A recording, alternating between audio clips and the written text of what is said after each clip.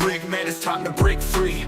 Eyes wide open, gotta see what I see. Standing on the front lines, fighting for the truth. Lift the veil of lies, it's time to be the proof. Take a stand, don't you back down.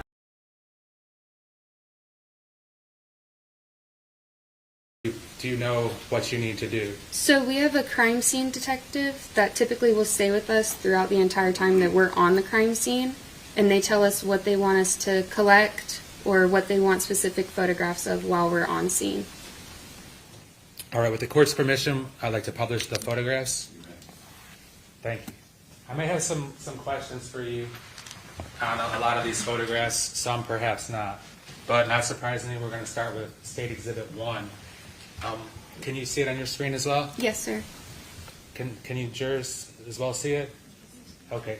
Tell the jury about what information that provides. So this puts the date that we arrived, the date that the time that I'm going to start taking my photographs, our case number that's provided by the agency, what kind of investigation or call that I've responded to, the address, the city, who the victim is, and who my detective for the case is. And what time did you start taking the photographs? 21:54. And what does that mean? That's the military time. It was 9:54, I believe. All right. As we continue on, State Exhibit number 2. What's this? That is the outside of the residence. And is the black car and the white car, the Volkswagens, are they visible there? Yes. State Exhibit 3. State Exhibit 4. Now, in State Exhibit 4, is there an entryway, like a doorway into the house? There is. It's along the north side of that carport. To the left of the black car? Correct. And I notice in the bottom left corner there appears to be some mulch. Is that correct? Yes, sir. State Exhibit 5, is that the doorway you spoke of? Correct, yes, sir. State Exhibit 6. Did you notice something in the mulch that caught your attention when you were documenting the scene? Yes, sir. State Exhibit 7. Is that a close-up of what you noticed? Yes, sir. And what was that? It's a white AirPod. State Exhibit 8. State Exhibit 9. On the trunk of the black Volkswagen appears to be something. What is that? It is a set of keys. Going back to State Exhibit 9, did that appear to include also a car key? Yes, sir.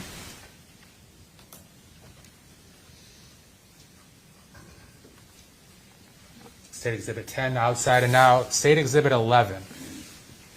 The first interior shot in this sequence. Kind of situate the jury to what they're looking at. So that's the living room of the residence? The door that's visible kind of in the upper left-hand corner, is that the door we saw from the outside? Yes.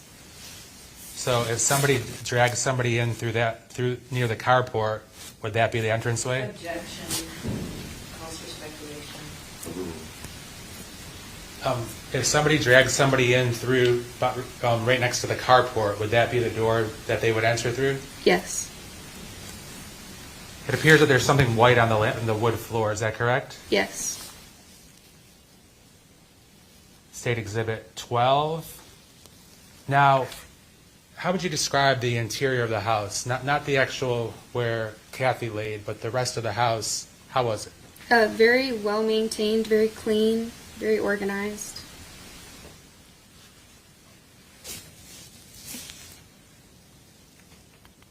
State Exhibit number 13. What is that? It is another white AirPod. Did it appear to be the matching one or a similar one to the one found in the mulch? Yes. State Exhibit 14. Do you know what that is? It is the case for the earbuds. Correct me if I'm wrong, but so the AirPod outside, the AirPod inside, and the case for the AirPods, once you get inside, does that start going back towards where you ended up finding Kathy on the floor? Yes. State Exhibit 15. What do you see kind of in the background there? Where does that pathway lead to? if you go all the way back, does that enter the kitchen? It does, yes. Now, in your route to the kitchen, did anything look like it was knocked over or messed up, or did everything look pretty clean and in place? It looked pretty clean and in place. State Exhibit 16. Is this a picture of the kitchen? Yes. Now, the island, the bar, the island there, is the victim on the other side of that. Yes. That's a sliding door there, is that a sliding glass door? Yes, sir. State Exhibit 17. That's an entryway and an exitway? Yes. All right, now State Exhibit 18. To the left of that sliding glass door, are there a washing machine and dryer maybe? Yes.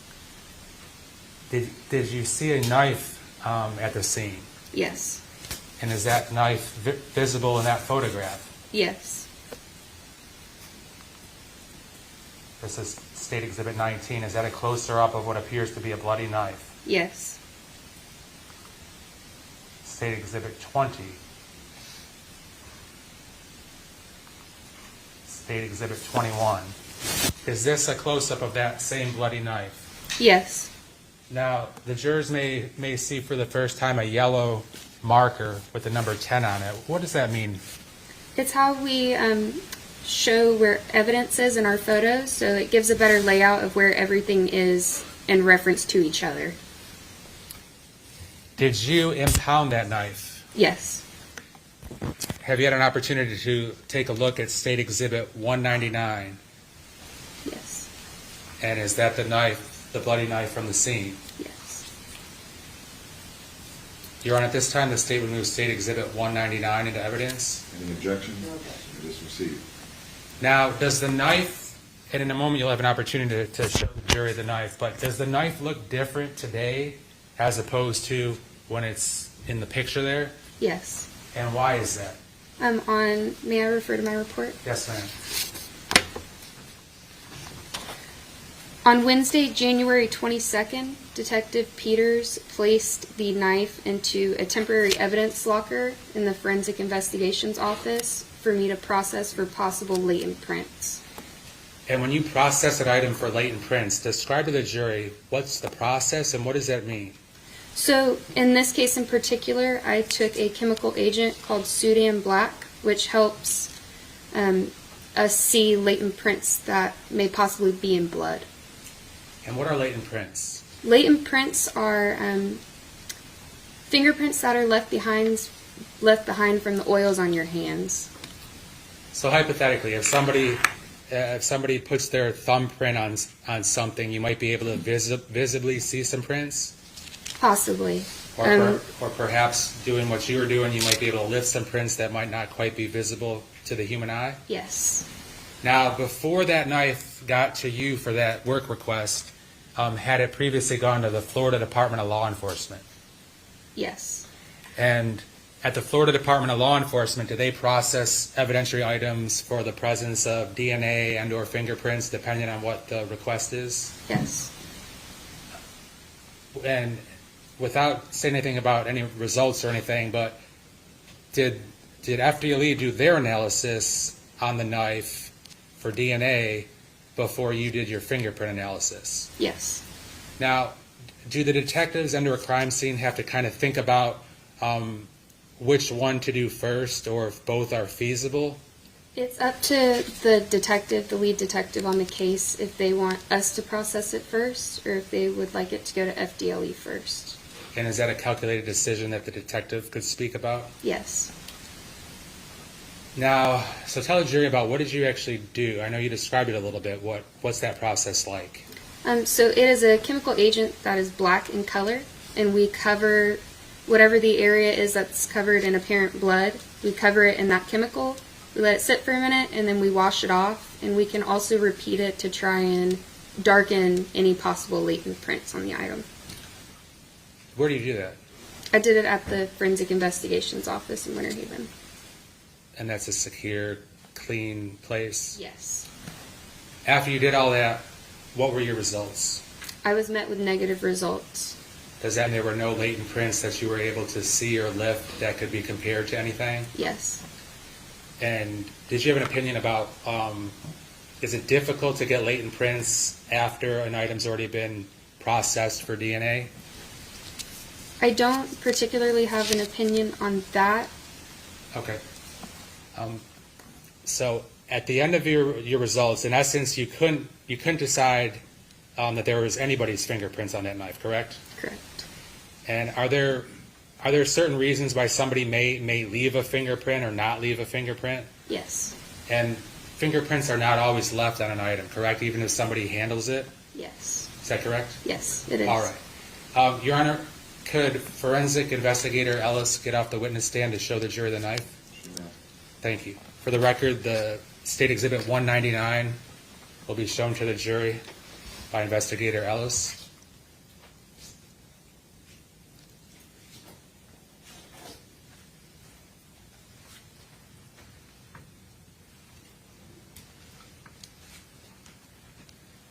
Ladies and gentlemen, I do want to advise you that any item that's received in evidence will go back with you to the jury room during deliberations, so you'll have plenty of time to examine anything that's received. But from time to time, the parties may wish to publish evidence here in open court. Okay, make sure all the jurors could see it, and then you can have a seat.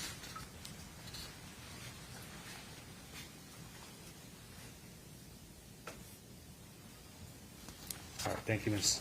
Yes.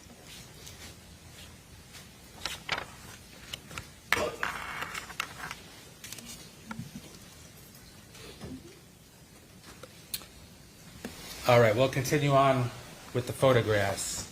State Exhibit number 22. Now, what is approximately the total length of that knife, blade and handle? 12 inches or 1 foot. And then in terms of the actual knife blade, approximately how many inches is the knife blade? It's approximately 7.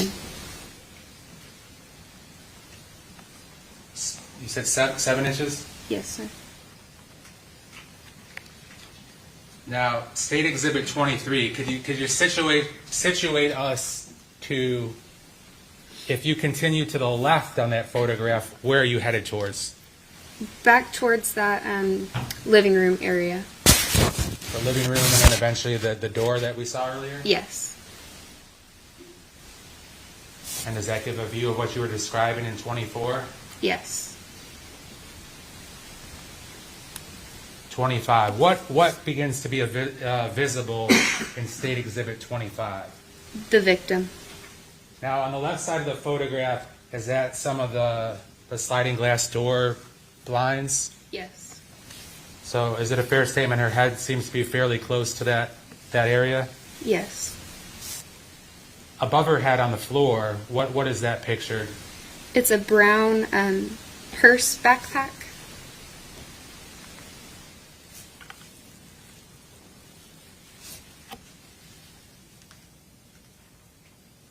All right, State Exhibit 26. Is that who you would later find out to be Kathy Griffith? Yes. The blood that you noticed at this scene, is that one of the first pictures of the blood and how high it went? Yes. Is it a fair statement that the blood didn't go super high up on the walls or the cabinets, but seemed more down low? Yes. 27. Now in 27, what's the white thing and the gray thing by her head? So the white thing is a towel, and the gray thing is a shirt. Is the neck or the stab wound visible a little bit there? Yes. It's on the right side of her neck, is that correct? Yes. 28. As we get closer to the purse/backpack you described, was blood clearly visible all over it? Yes. And that surface area, is that kind of what, if somebody put it on their back, that would be touching their back? Yes. –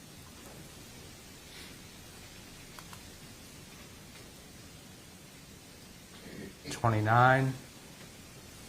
I want to ask you about in this upper corner here, your upper right-hand corner, there appears to be coagulated blood. Is that correct? Yes. What does coagulated mean? It's when blood has been sitting for quite a bit of time, it starts to gather together. Did you document also the blood inside and outside the purse? Yes. Is that blood between the deputy's wrists there? Yes. Is that blood all in the interior of the purse as well? Yes. For the record, that's State Exhibit 31. State Exhibit 32. State Exhibit 33. What's that pink zipper pouch? It was a makeup bag that she had within the brown purse backpack. Did it appear there was blood on that as well? Yes. 34. Does that show a wallet? Yes. 35. Is there blood on that wallet? Yes. 36. Whose driver's license and whose picture is that? That's the victim's driver's license. Were you able to determine, obviously, that the purse and the contents were Kathy's? Yes.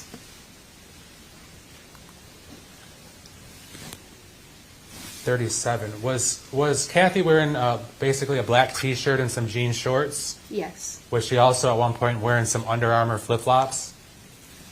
I do not know if she was wearing Under Armour flip-flops at one point. Did you see some Under Armour flip-flops close to her body? Yes. But how they got there, you're unaware? Correct.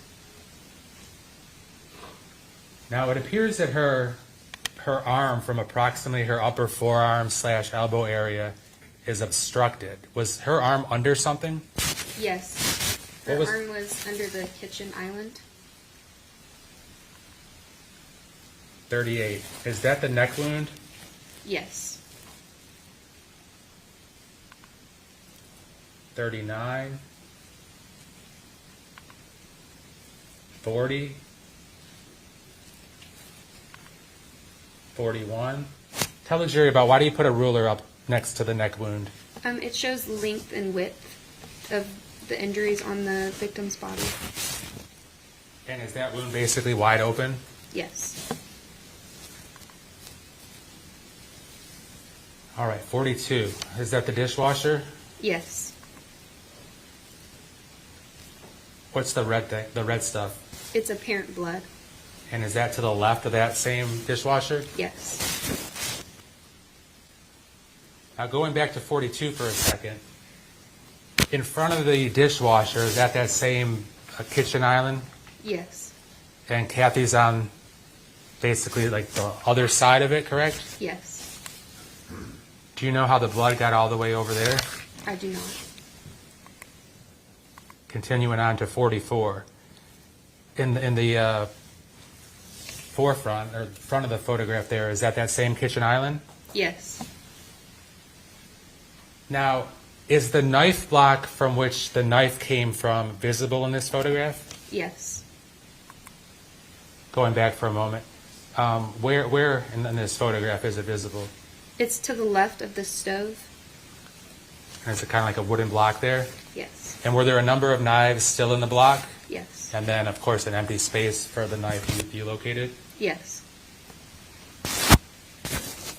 45. Now, is this obviously of Kathy's legs and feet?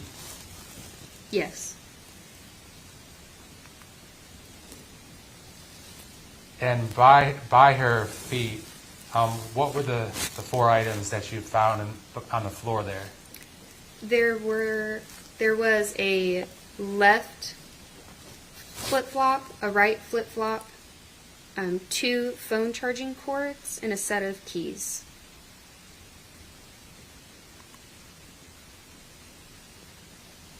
Is that blood on the cupboard in the upper left of the photograph? Yes. 48. Are those the items you mentioned? Yes. And it appears that there's an Under Armour logo on one of the flip-flops. Is that correct? Yes. Does that appear to be apparent blood in State Exhibit 49 on the bottom of Kathy's flip-flop? Yes. In State Exhibit 50, does there appear to be some apparent blood on the other flip-flop? Yes. And those are a matching pair, is that correct? Both Under Armour?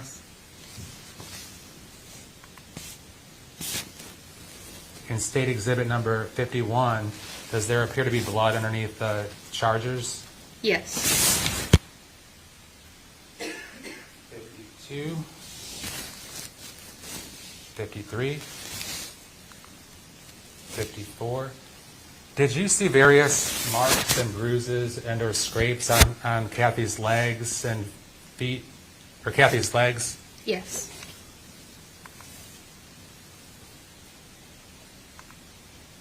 Continuing on with 55 and 56. All right, going to 57. Is that show what you were describing, her right arm being under the kitchen island? Yes. Going back to 57. The bottom of the island, does there appear to be a lot of blood near her arm, extending to the left and the right? Yes. And on that single door by the shelves, is that blood? Yes.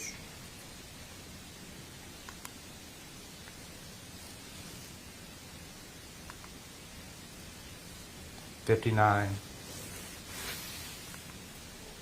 60, 61, 62, 63, 64, 65, 66. Is the knife lock much more apparent in this photograph? Yes. You mentioned to the left of the stove on the countertop. Yes, sir. 67,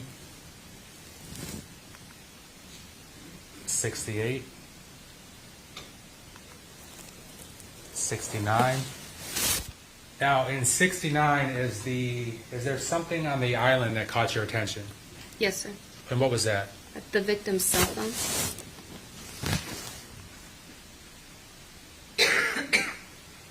And it does appear that the countertop of that kitchen island is pristine and nothing knocked over, no problems.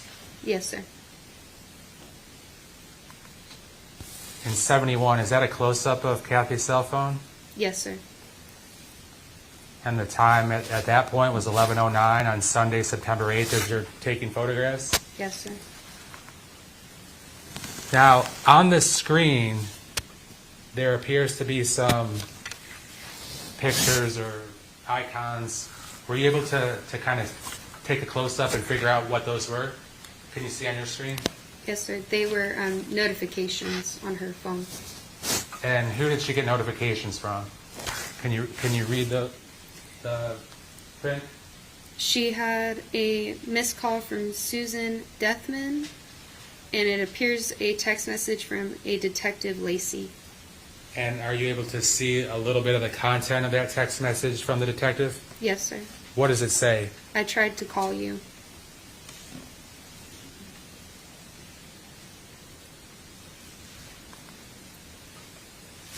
In 73, there appears to be some yellow tape and rulers. What's the purpose of that? That is for us to do bloodstain documentation. I also noticed that the island appears to no longer be there in the kitchen, exposing Kathy's right arm and hand and watch. Is that correct? Yes, sir. How did you move the island? We had about 3 or 4 of the homicide detectives move the island. And was that in order to document what was underneath the island? It was in an effort to preserve any blood, apparent blood that may be on the floor underneath and around the victim. And does 74 show some additional blood that would have been under the island by the victim's right hand? Yes. 75. Is that the white towel and the gray shirt you mentioned earlier? Yes. Now, from 75 to 76, did you pick up the gray shirt to investigate further? Yes. What does 76 show? It's an apparent slit in the gray t-shirt. And are you aware of how that got there? I am not. Are you aware when that got there? No. Are you aware of who did that? No. 77. What's that show? It's a small hole in the shirt. Where on the shirt is that? Do you know, like front or back? Do you remember? It's the back left shoulder of the shirt. Do you know what caused that? No. Do you know how it got there? No. When it got there? No. Who did that to that shirt? No. Whether it was purposeful or accidental? No. All right, as we move on to 77A, is that same shirt? Yes. And where do you take that photograph of the shirt? I was at the Forensic Investigations office. And is that like a gray camo shirt? Yes. 77B appears to be a close-up. What was the purpose of the close-up? What does it show? It's showing apparent blood Where on that shirt is the apparent blood? underneath the collar of the shirt. And I believe you might be able to point to something on the screen with a mouse. Mouse up there on This. If you could, for everybody's benefit, kind of show where the apparent blood is. It is about right here on the shirt. Okay.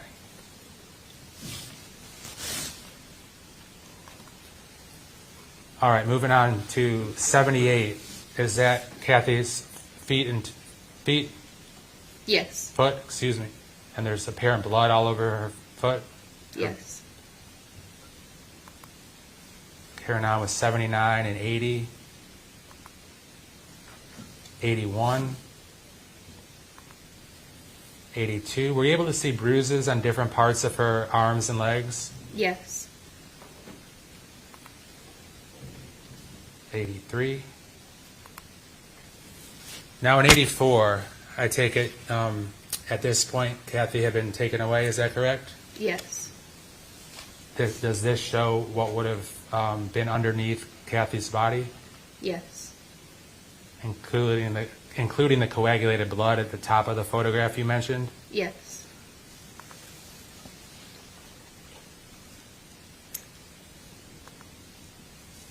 Okay, for the record, that was 85. Now we go outside. 86, is that black Volkswagen that was right by the door, by the carport? Yes.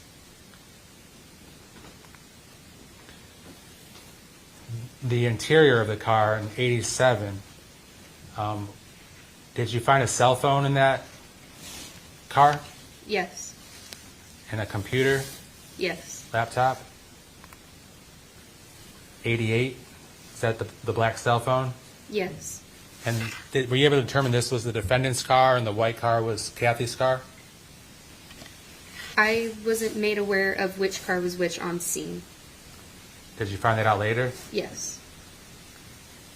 There appeals, excuse me. The next photograph, which is 89. What does that say on that paperwork? It says the R. Fred Lewis 2021 Florida High School Mock Trial Competition.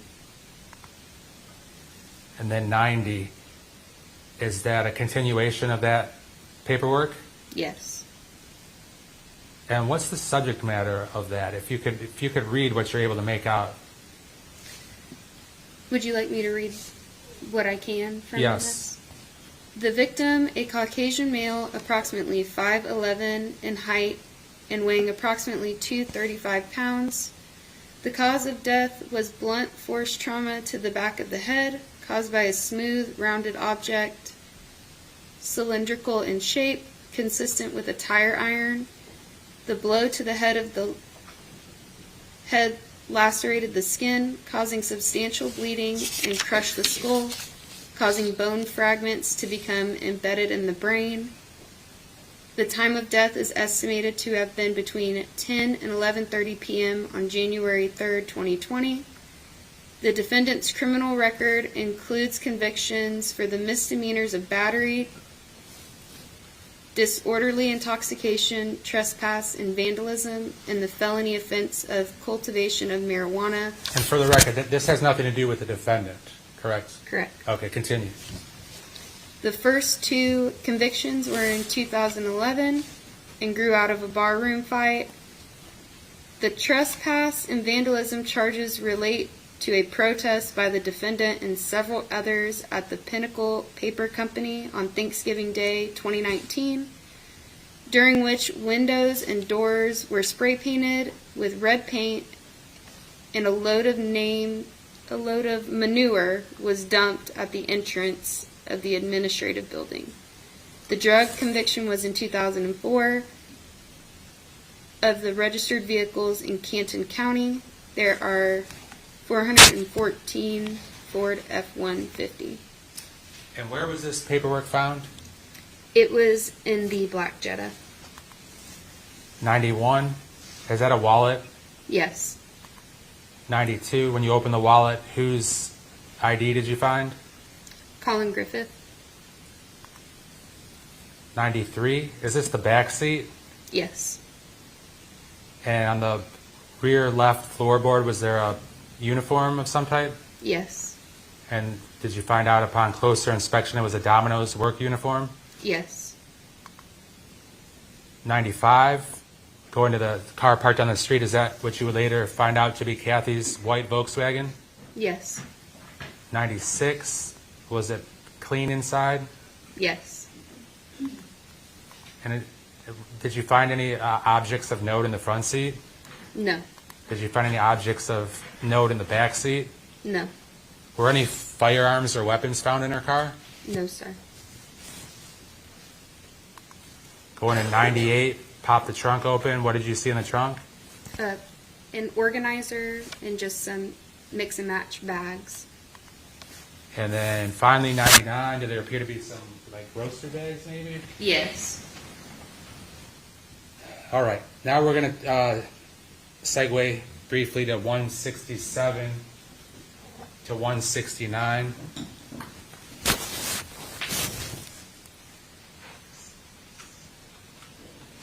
Going to the aerial overheads.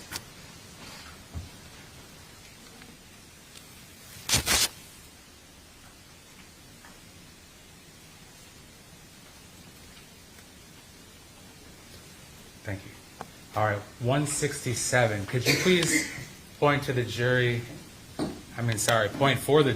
with the red arrow again, where the crime scene house is located? All right, so that's the carport, the driveway, the mulch you can kind of see, is that correct? Yes, sir. And then the two houses that seem to be most directly across the street, could you put the arrow on those two houses? All right, thank you. And then 168, could you point to the crime scene house? All right. And the houses across the street. And then finally, the last photograph. That's the crime scene house there. And all right, thank you.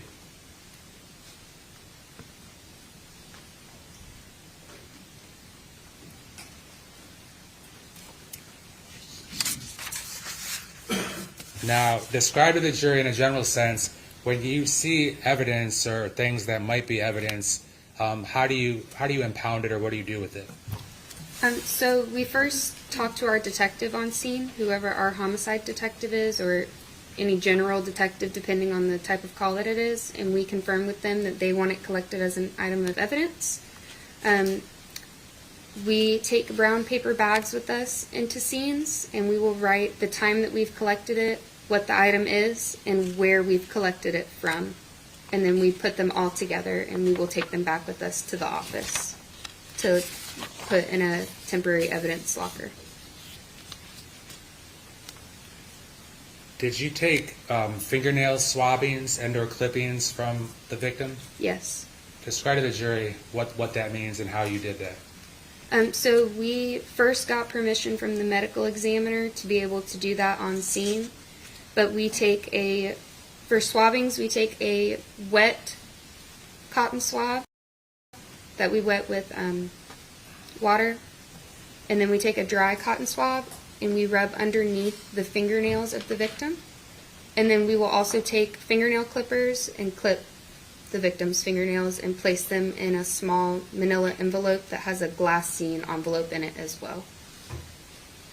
And can your end product then be sent to FDLE, Florida Department of Law Enforcement, for them to do any analysis that they want to do, Yes. such as DNA comparisons or things of that nature?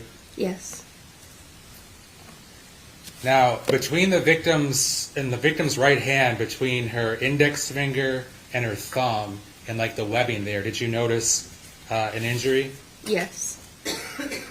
Did you describe it as a laceration? Yes. Now, when a victim is taken to the medical examiner's office, do they take photographs that document the body, the injuries, the external and the internal? Yes.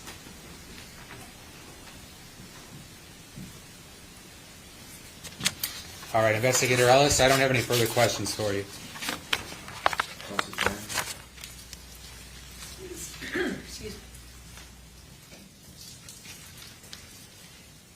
Investigator Ellis, I just have a few questions for you. When you took the pictures that have been shown to the jury today, that was many hours after Kathy Griffith died, correct? I am not sure of the exact time of death for her. Well, you responded at about 7, Yes. right? And you didn't take pictures until after 9. Yes. So at least those 2 hours, if not longer. Correct. And during those 2 hours, you don't know who all was in that kitchen, do you? No. And before you even arrived on scene, at about 7, you don't know who was in that kitchen? No. Are you aware that first responders or emergency medical technicians did respond to the scene to perform life-saving functions on Kathy Griffith? Yes. And you're aware of that partly because she had some of the stickers that they use on her body, right? Yes. The area where Kathy Griffith was laying is a fairly tight area, right? Yes. So have you been on scenes before when emergency medical technicians are trying to revive someone or save their lives? I have not been present while they are performing life-saving measures. I've been present after the fact. Okay, so you're not aware of how frantic it is and how many people have to get close to the body? Correct. Okay, but it's at least possible that first responders or emergency medical technicians may have altered the kitchen in some way, not on purpose, but in their efforts to save Kathy Griffith. Yes. May have stepped on things, right, like blood, Yes. and they may have moved items that got in their way, right? Yes. Like the bag that we saw in the picture. Yes. Are you also aware that Collin Griffith actually performed CPR for quite some time on Kathy Griffith before anybody else responded to the scene? I did not know anything pertaining to him prior to my arrival. Have you been trained in how to do CPR on somebody? Yes. And one of the first things anyone is instructed to do is to lay the person flat on their back, right? Yes. And that's enabling the person who's performing CPR to get a good surface upon which to do the chest compressions, right? Yes. So you have no idea what position Kathy Griffith was in either when she suffered the wound to her neck or shortly after she suffered the wound to her neck. Correct. Are you aware at all of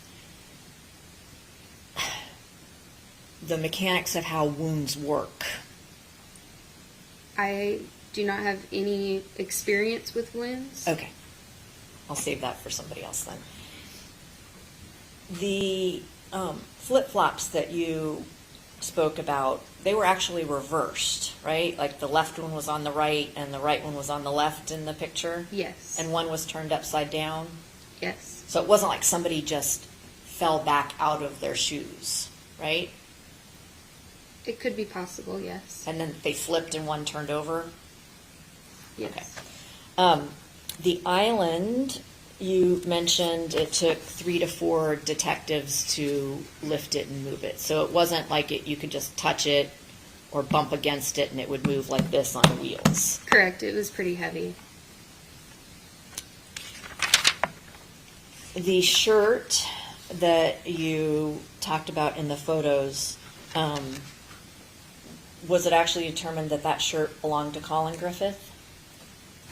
I was never informed if it actually belonged to him. It just had Collin Griffith's name written on the inside of the shirt. And that shirt was recovered from around Kathy Griffith's neck, Above her head. above her head. Yes, Okay. on the floor above her head. Okay. So like it had been possibly taken off and used to either support her head or try and stop the wound from bleeding? Possibly. It was right near towels that were possibly serving that purpose as well, right? Yes. And did you take pictures of Collin ever? I did not. I never made contact with Collin. All right. The slit that you mentioned on the shirt, where was it on the shirt? It was on the lower, more midsection left side of the shirt. So like the torso area? About right here. Yes. Okay. Well, you're going to have to stand up and show the Sorry. jury because they can't see. It's about right here. Right here? Yes. Okay, so front left side of his stomach area. Yes. And you said you never made contact with Collin, so you never took the photographs of him. I did not. That was forensic investigator Bange. The keys that were seen on the trunk of the black Jetta, Yes. that key ring contained several keys on it, right? Yes. And although that key ring with keys was on top of the black Jetta, it actually contained the keys to the white Jetta that was parked in the street, right? I'm not sure. So you didn't. I did not unlock the vehicles. The detectives unlocked the vehicles. Okay. Well, let me put it this way: the keys that were in the kitchen, Yes. it was on a round key ring, right, with just a car key. Yes. Okay. So did you test that to see that it actually belongs to the black Jetta? I did not do anything as far as unlocking or locking vehicles. And when you log evidence, you don't mention like key ring because there are two Jettas here, specifying which one the keys go to. I specified what was on the key rings, but I didn't know what car key in particular went to each car. The key ring that had just one car key on it, it had no other keys, right? Correct. No house keys. Correct.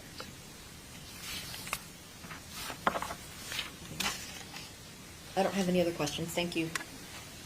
Any redirect? No, thank you. Is the witness released? Yes, Your Honor, but she'll remain on standby for later on. All right. You're free to go for today. If you're needed back, you'll get a phone call. Thank you. Would you approach off the record briefly? Just housekeeping.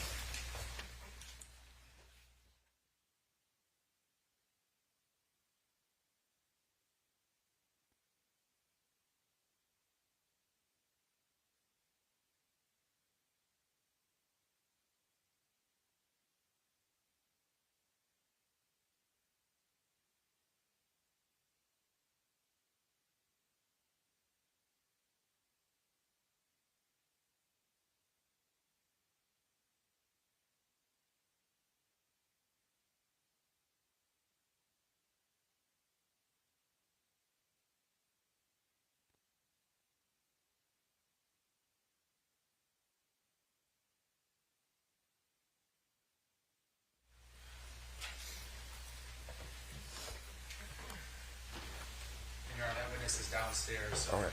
call down for her. Folks, I think we're going to try to take up one more witness before lunch who should not be very lengthy. The witness is downstairs, however, and I do need to speak with the lawyers about a matter before that witness testifies.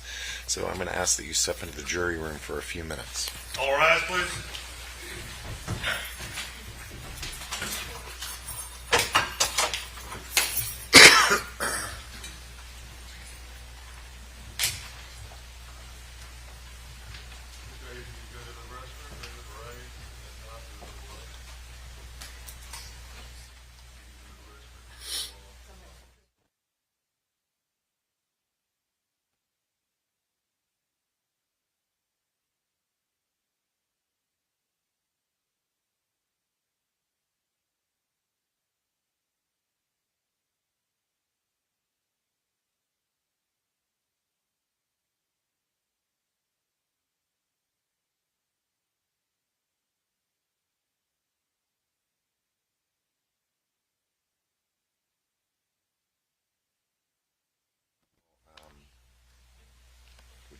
to suggest exactly what limiting instruction or warning I should give the witness?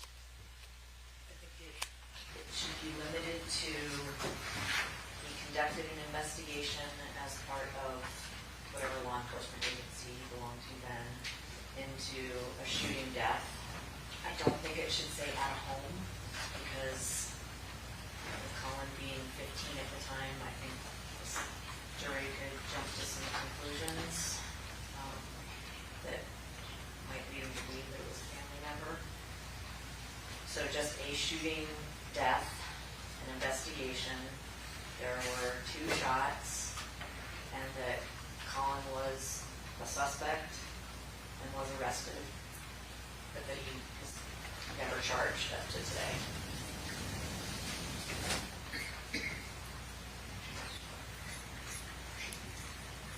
Mr. Levine? Your Honor, I would propose in conformance with the court's ruling a week or 2 ago that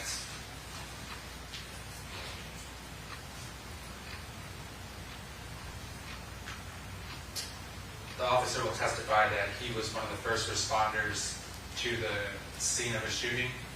I don't have a problem saying, not saying that it was a house.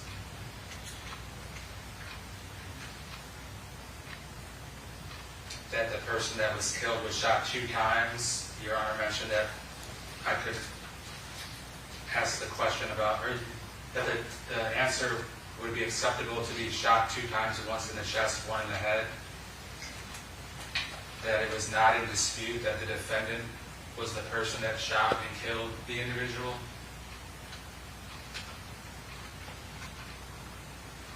That the defendant was investigated and arrested for the killing.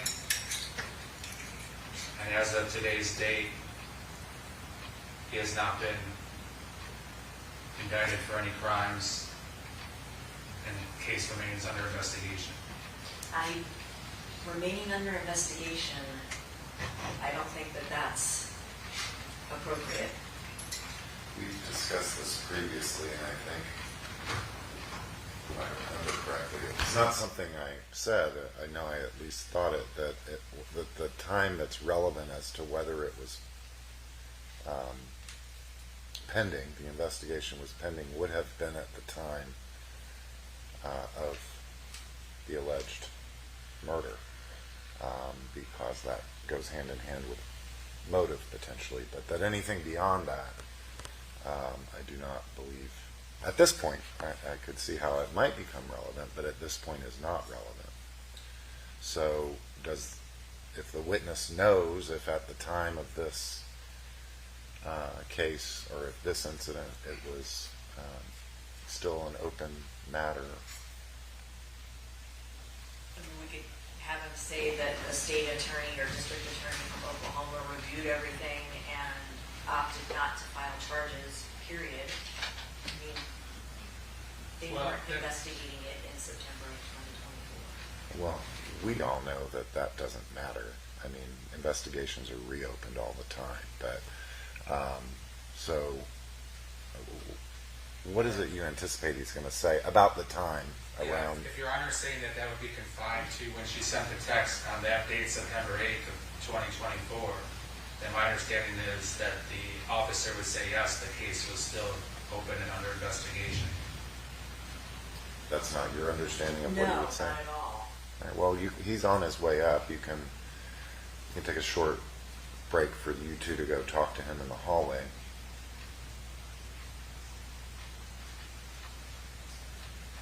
Right. Which is not the case. Yeah. Why do we have to say anything about whether the investigation is still open or not? Well, Your Honor, Or was at the time or wasn't at the time?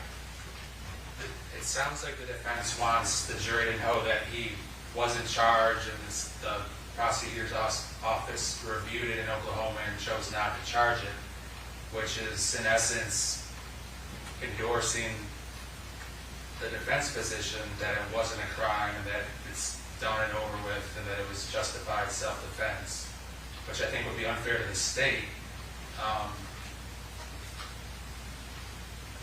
because Ms. Thornhill's point about open or not open is in some part well taken, but as I just said, you and I both know closed investigations are reopened all the time based on new evidence when there's no, I don't know for sure what the statute of limitations is in Oklahoma, but I imagine, like Florida, there is none for a murder, first-degree murder. So that's really the important point, is that while even if it had been closed, it could be reopened. But I don't know that you can get that out of this witness. I also understand the state's perspective that leaving that,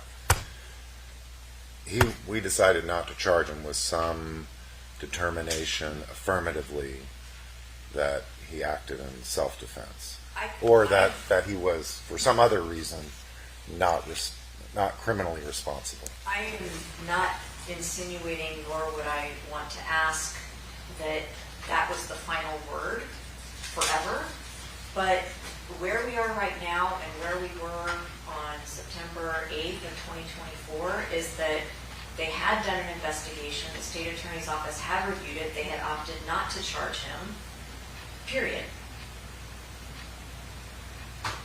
So us speculating what might or might not happen in the future, to either side, I think it would be unfair. And if they indicate that the investigation's open, that makes it sound like he's about to be charged with murder. Well, I agree with that. Whatever's going on today or after the incident is not coming in and is not relevant. What was relevant and what I think a jury, if they need to know anything else, what they need to know is that a closed case doesn't necessarily mean closed forever. Well, Your Honor, A decision not to prosecute is not binding forever. How about if we say there was a decision not to file charges at that point? Leave it at that. Mr. Levine? well, that's a true statement. I would ask though to go a little bit further.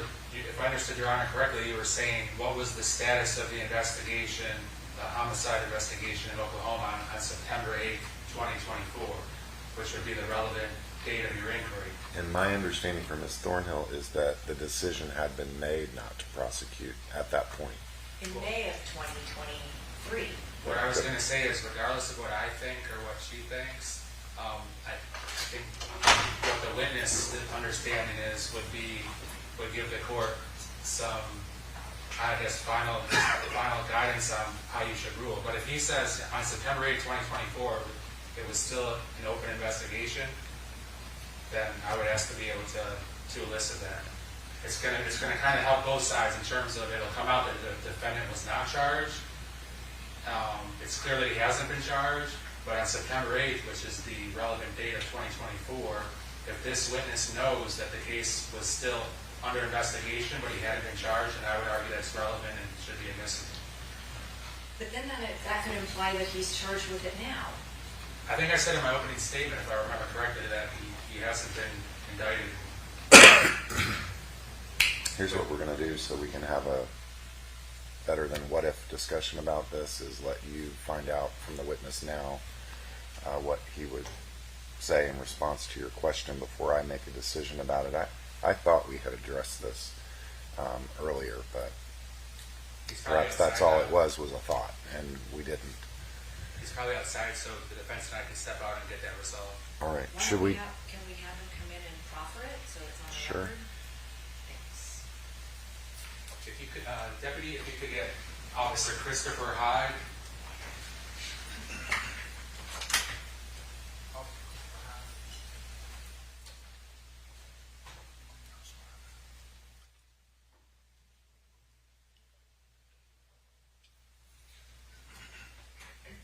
Sir, you can just stand at the podium right there.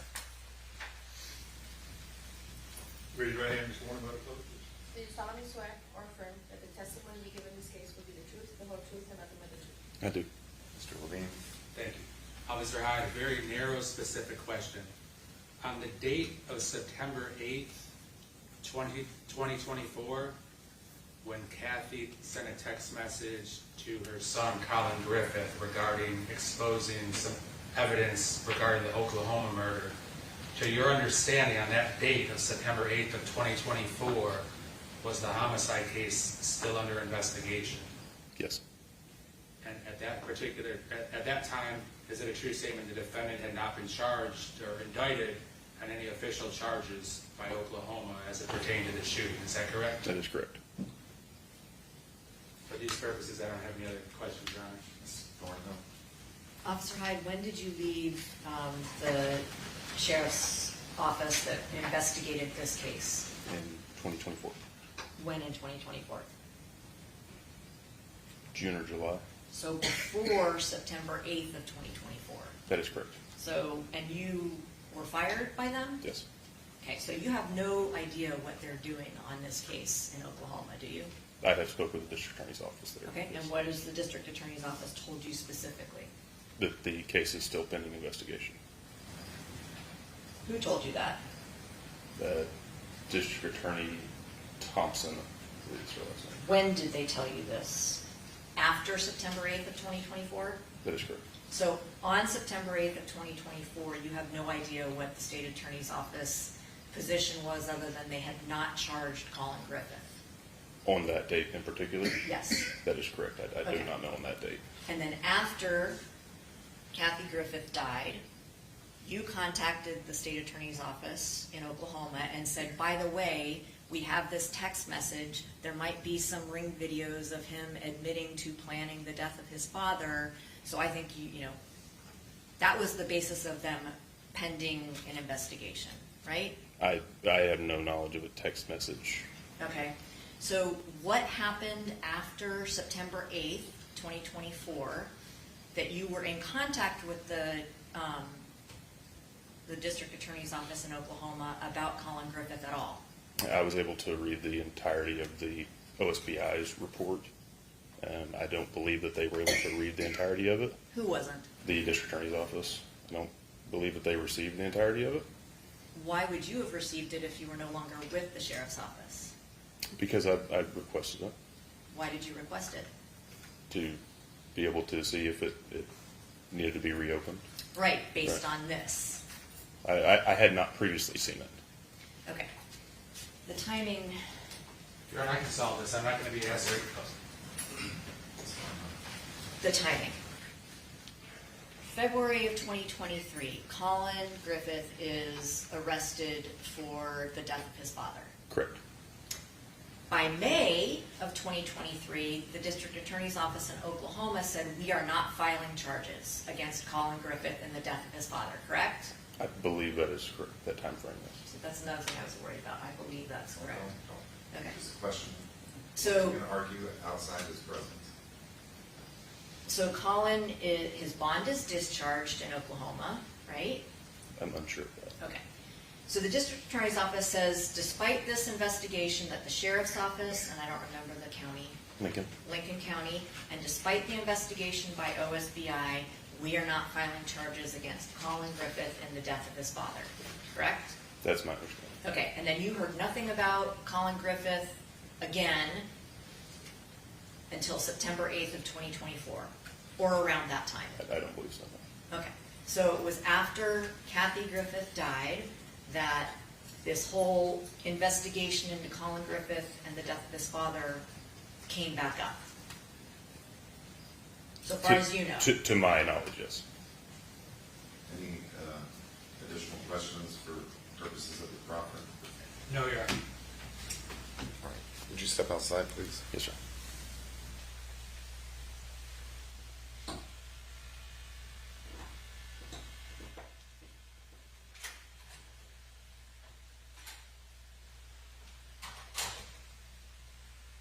Ms. Thornhill?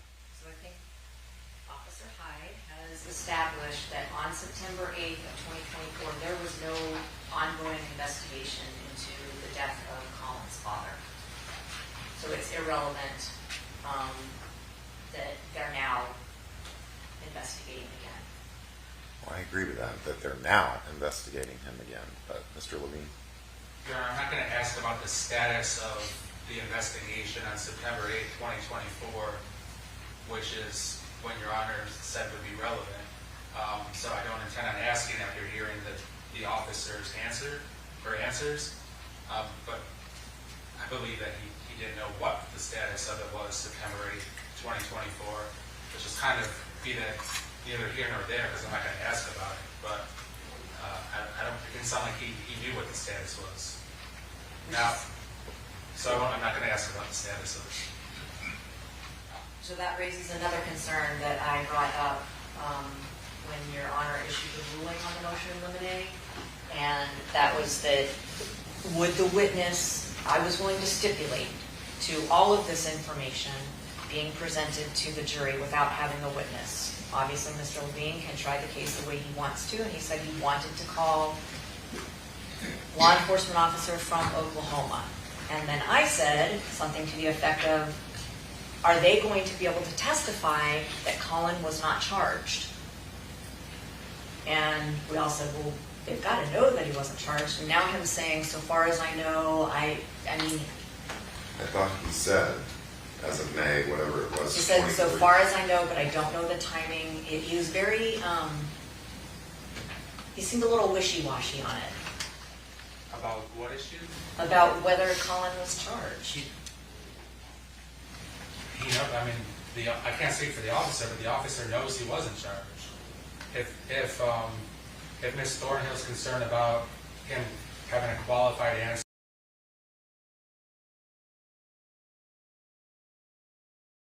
to the best of my, if he says to the best of my knowledge or whatnot, I'm fine if it's acceptable for him to understand through the court that he is allowed and permitted to just give a honest, short answer, which is no, the defendant wasn't charged.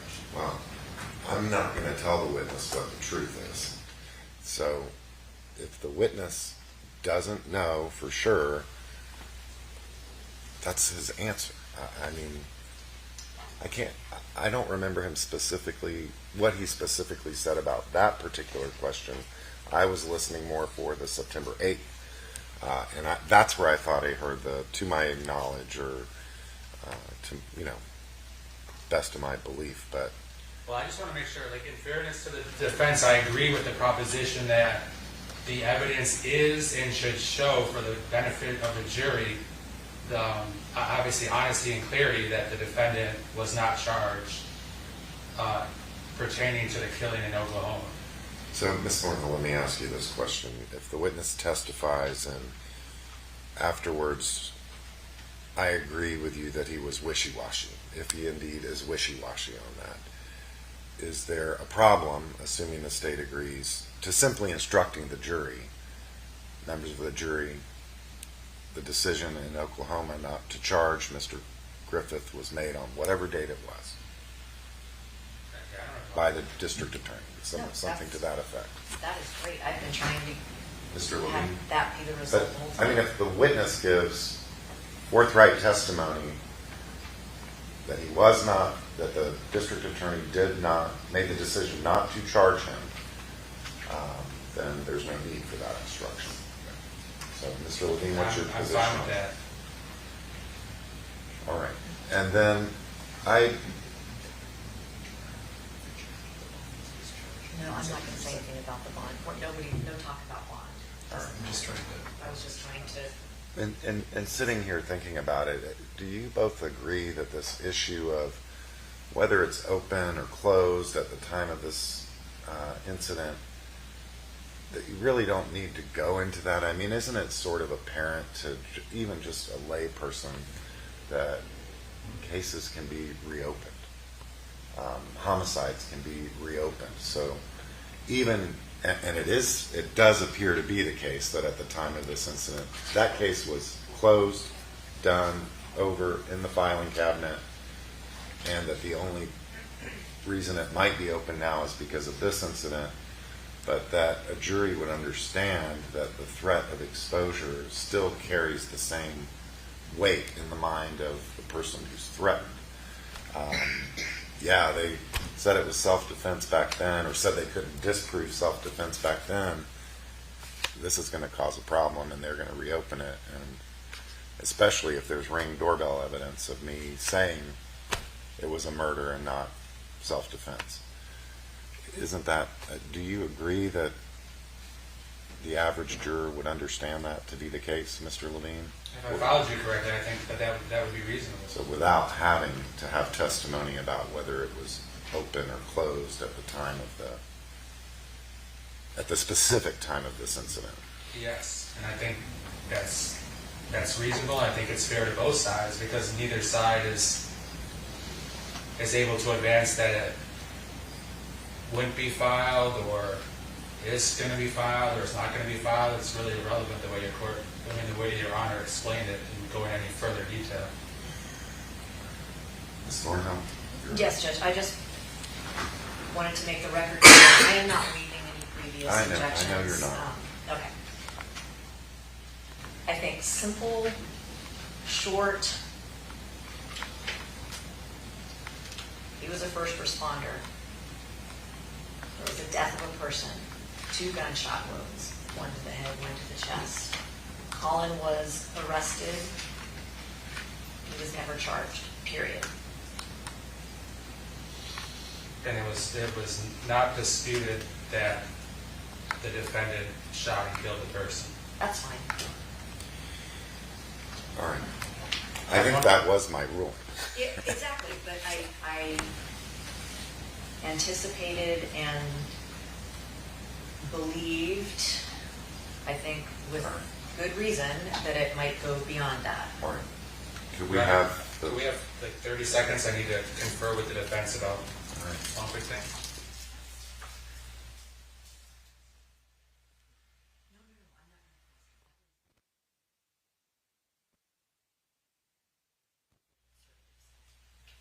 Could we have that, the witness again?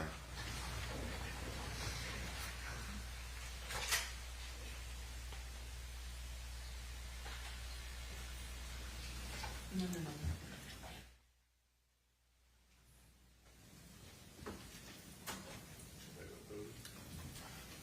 Sir, you're about to be called to the stand by the state, and both parties have agreed that I should instruct you on the limits of your testimony. You're going to be asked some questions, and you may testify regarding the following facts: that you were a first responder to the killing in Oklahoma.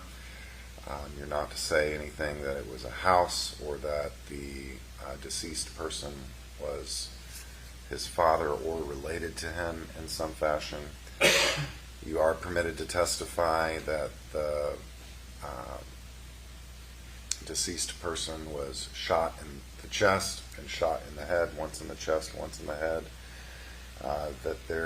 It's not in dispute that it was Mr. Griffith over there who inflicted those injuries, and that he was never charged in that incident. Have I left anything out, counsel? No, Your Honor. Ms. Thornhill? No, sir. Is that I will you? ask the officer if he could identify the defendant. That's fine. All right. So do you have any questions about the limits of your testimony? No, I don't think so. All right. Thank you. If you just step outside. We're ready.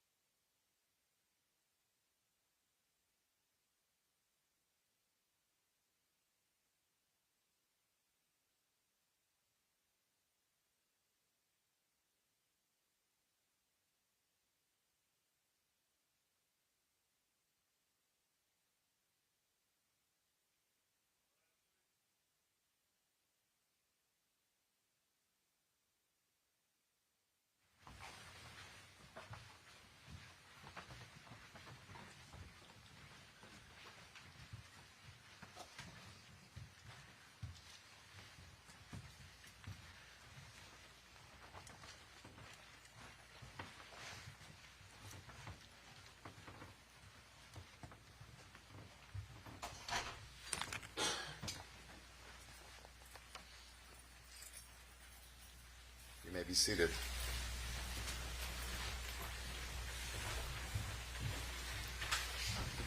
Mr. Levine, next witness. Your Honor, the state calls Officer Christopher Hyde.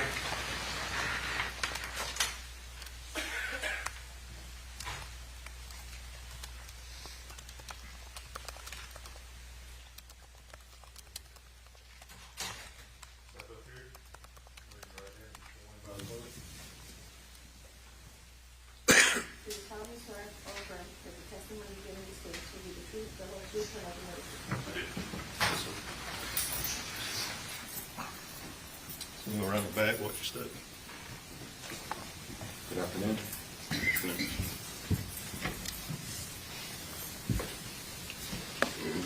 Thank you. Officer Hyde, may you please introduce yourself to the jury and spell your name for the record? My name is Christopher Hyde, spelled CHRISTOPHERHYDE. And where are you employed? I'm employed as a police officer with the Iowa Tribe Police Department. And what state is that in? That is in Oklahoma. And how long have you been employed in law enforcement? Approximately 8 years now.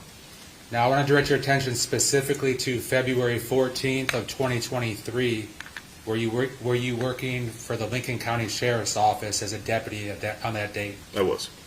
And did you respond to a homicide scene within your jurisdiction? Yes, Were you one of the first responders? I was. Were you able to determine through your investigation that the deceased individual had been shot 2 times? That is correct. Were you able to determine that 1 gunshot wound was to the chest and 1 gunshot wound was to the head? Yes, Through your investigation, were you able to determine that the defendant here in court is the individual who shot the deceased? yes, Now, the person that you saw that day, do you see them in court today? I do. If you recognize them by something they're wearing, could you state that for the record and perhaps point to the individual? The defendant is seated at the defense table in a gray suit jacket. Your Honor, the record will reflect Officer Hyde has identified the defendant. And is it a fair statement that the defendant was not charged for that killing in Oklahoma by the prosecutor's office? That is correct. And was the defendant arrested for that? He was. All right, Officer Hyde, I have no further questions. Ms. Ross, No cross. is the witness released? He is, Your Honor. Ms. Yes. Thornhill? Thank you, sir.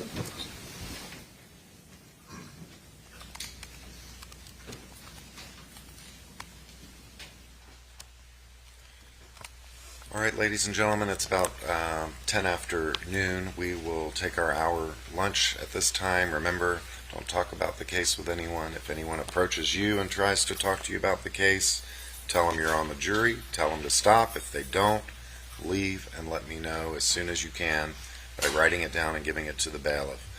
Please enjoy your lunch and return at 10 after 1. All rise, please.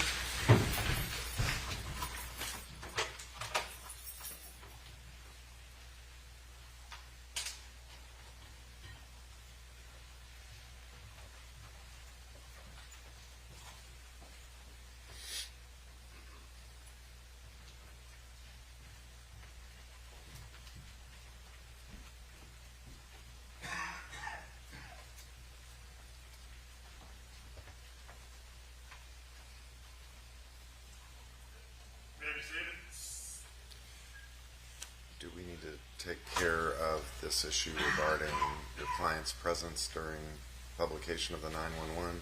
We have discussed it again, and his desire is once again to be outside of the courtroom All when right. it's published, played for the jury. Putting him back in the holding cell is acceptable.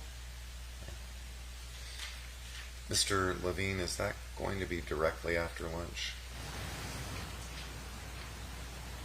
Yes, Your Honor. All right. So, Mr. Griffith, you're still under oath. We had previously been talking about your decision to absent yourself from the courtroom during publication of that exhibit. You asked for some additional time with Ms. Thornhill and Mr. Hendry. Have you had enough additional time?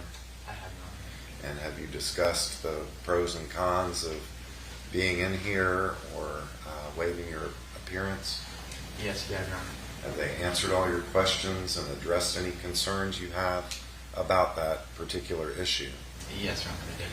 Now,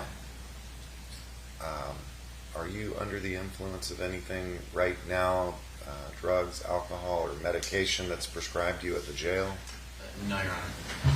And has anyone promised you anything or threatened you to get you to absent yourself from the courtroom for a portion of this trial? No, Your Honor. I've heard about some mental health history on your behalf. Are you currently under a diagnosis at the jail? No, Your Honor, I have no diagnosis. So you're not supposed to be taking any medication that helps you think more clearly or make good decisions. I am under no prescription, Your Honor. All right. And Ms. Thornhill, Mr. Hendry, has there been any reason today to believe that your client is not competent to make important decisions such as this? None at all. No, Your Honor. All right. And are you satisfied with the advice and counsel that Ms. Thornhill and Mr. Hendry have given you about this particular issue? Yes. Do you have any questions of me? No, Your Honor. Anything else you want on the record, Ms. Thornhill? Yes, sir. Mr. Hendry? Nothing further, Your Honor. I find that your choice to waive your appearance during that portion of the trial is freely, knowingly, and intelligently made, and that it's made upon the advice of competent counsel. Now, if you change your mind, just tap your lawyer on the shoulder. But, Ms. Thornhill, I need to tell the jury something, so what do you suggest I tell? I've never had this occur. And neither have I. I'm going to sit down. You may sit. Okay. I mean, I think simple and straightforward that Collin Griffith has elected not to be present in the courtroom while this particular piece of evidence is published to you. He will be removed from the courtroom, and then they can watch and walk back. Mr. Levine? No objection. All right. So, And Your Honor, if I may, I would prefer that, Ms. Thornhill and I get an opportunity to kind of mull this over lunch. Yeah. As far as like the exact wording that we would like, I don't have any objection to what she's just suggested, but we hadn't actually discussed how that instruction would look. And frankly, I thought of it that it was something that you would have to do. But yeah, we'll, if we could, like, before the jury comes back, have it would be something. very helpful if you would write it down and email it to me and copy Mr. Levine. Yes, Your Honor. All right. Anything else before the lunch break? No, Your Honor. no, sir. All right. 10 after.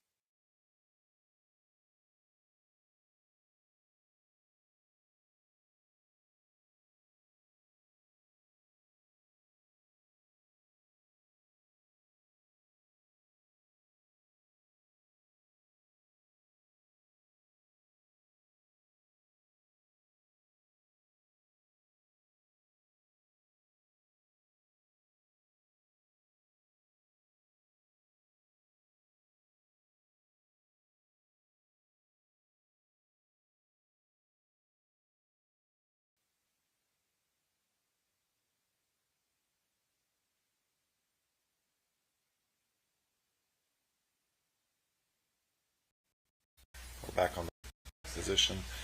Before we bring the jury back in, just quickly, Mr. Levine, this evidence that you want to get in regarding Mr. Griffith's statement to Mr. Rapkin, his lawyer, is that today? No, Your Honor. All right. Maybe Friday. Before that, I mean, you understood the basis of my ruling was that he knew or should have known, assuming that the cell phone was controlled by his parent or grandmother or someone acting as a parent, and that you would have to establish that to the court's satisfaction. You identified some things out in the hallway today, but I'm going to ask that you provide all of that, every bit of it, to Ms. Thornhill and Mr. Hendry well in advance, like hopefully today after court, how you intend to prove that, because I don't want to have a jury waiting forever while we're talking about that in the hallway again. So if that's something that can be addressed beforehand, I want to address it that way. So. Yeah, that's no problem. Just for the record, and I think Your Honor understands and the defense understands, it's all part of the discovery. But if your request is to point them to those spots so that our discussion in court can be more efficient, I don't have a problem with Yes, that's my request. Yes, Your Honor, not a problem. But there's not going to be any new evidence. It's all been provided in discovery. All right. All right. Are we ready for the jury? Yes.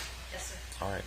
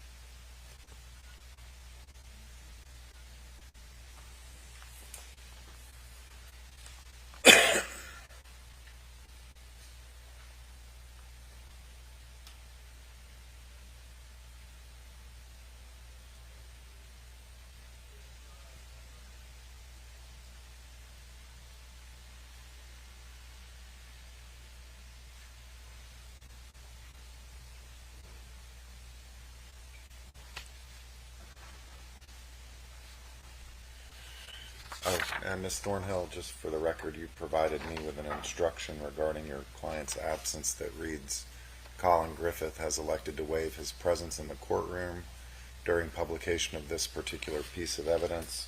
Because I didn't have downstairs the evidence number. It's 165. But that's all you want me to say. Mr. Levine, any objection to that? No objection. You said 165. Yes.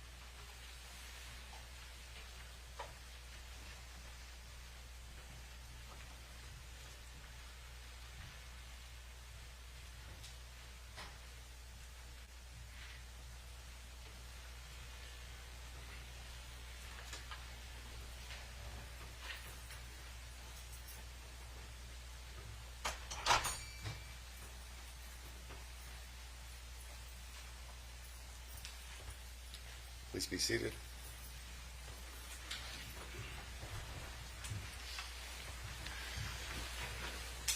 Welcome back. I hope you enjoyed your lunch. Mr. Levine? Your Honor, the state call is Sally Bell. Sally Bell?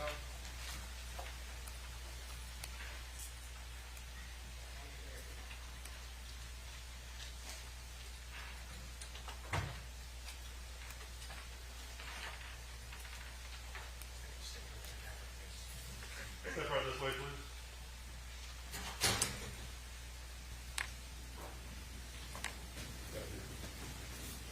Stand here, raise your right hand, be sworn by the clerk. Do you solemnly swear or affirm that the testimony you give in this case will be the truth, the whole truth, and nothing but the truth? Yes.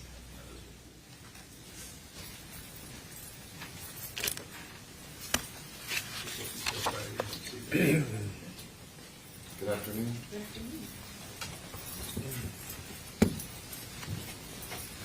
You may proceed, Mr. Levine. All right, thank you, Your Honor. Miss Bell, good afternoon. I know you're soft-spoken, but if you could please speak up nice and loudly so the jurors can hear you. Okay. Could you please introduce yourself to the jury? My name is Sally K. Bell. And could you please spell your first and middle name for the First record? name is S-A-L-L-I-E.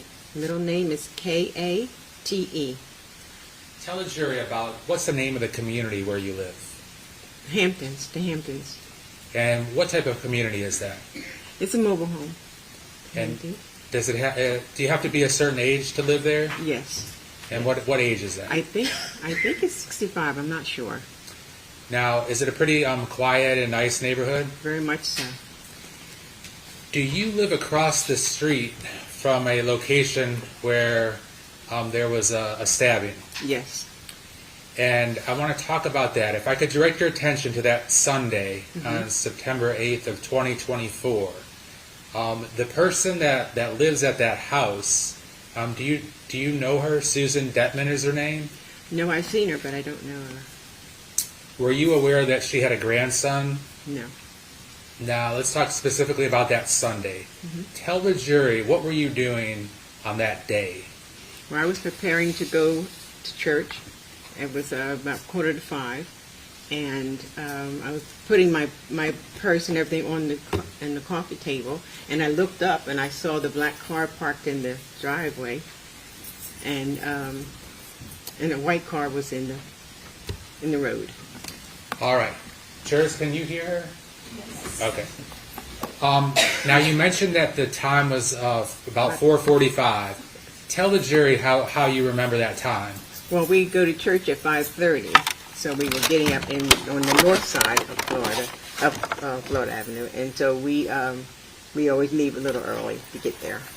All right. So around 4:45, which of the cars did you say was parked under the carport? The black car.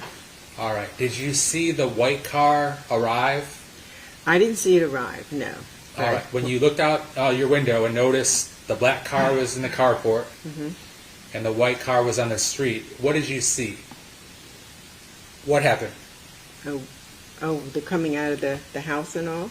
Yeah, what did you see? What were people doing? Oh, okay. I saw a lady come out, and she had clothes in her hand, and she went around to the passenger side of the car, and she put the clothes in the car. The young man was standing on the driver's side. Okay, when you refer to the car, are you speaking of the black car? The black car, yes, I'm sorry. No problem. And that black car, then, that was under the carport, is that correct? Yes. Had you ever seen the guy before? Yes, I've seen him once before. And when was that? Do you recall? That was about a year ago or something before this. And so the time when you saw him on Sunday would have been the second time you saw The him? second time, yes. And do you see him in court today? Yes. Could you please point to him, Miss Bell? The young man in the middle. All right, for the record, Miss Bell has identified the defendant. Now, when you saw the lady, she was loading the clothes up in the black car, is that right? Yes. What was the defendant and the lady doing? What were they doing, like, in conjunction with each other? Well, he was standing on the driver's side. He wasn't doing anything, just standing there. And she went around and she put the clothes on the passenger side, and then she was talking, and her hands were going. I couldn't hear what she was saying. And she went around the back of the car, up close to him, and she was swinging her arms again, and he reached. And she says, I heard her say, let go of my hair, you're hurting me. When she said, let go of my hair, you're hurting me, was she doing anything violent to She him? was swinging her arms and talking to him. And she was right up in his face, was talking to him. And then he reached out and to grab her hair. She said, let go of my hair, you're hurting me. And he reached up and opened the door, and they went inside, pulled her inside. Okay. So let me ask you a few specific questions. When she and the defendant were talking, did it look like it was an animated or a heated conversation? Arguing from one side. I didn't see him say anything. I just heard her. Okay. And you kind of did a hand motion. Was she trying to hit him or trying to punch him or anything? She was waving her hands like this. Okay. And then she said, let go of my hair, you're hurting me. And when you say waving your hands like that, is that like as She was she's talking. talking to him? Same Okay. way she was talking on the other side of the car. Okay, I got you. When the defendant grabbed her hair, what did she say? She said, let go of my hair, you're hurting me. And were you inside or outside? I was inside in my living room. So it must have been loud enough, obviously, for you to I be able could to hear that, yes. And what did the defendant do to her next? Then he just reached and got hold to her, and he opened the door and pulled her in. Was that the last you ever saw That's of the her? last I saw.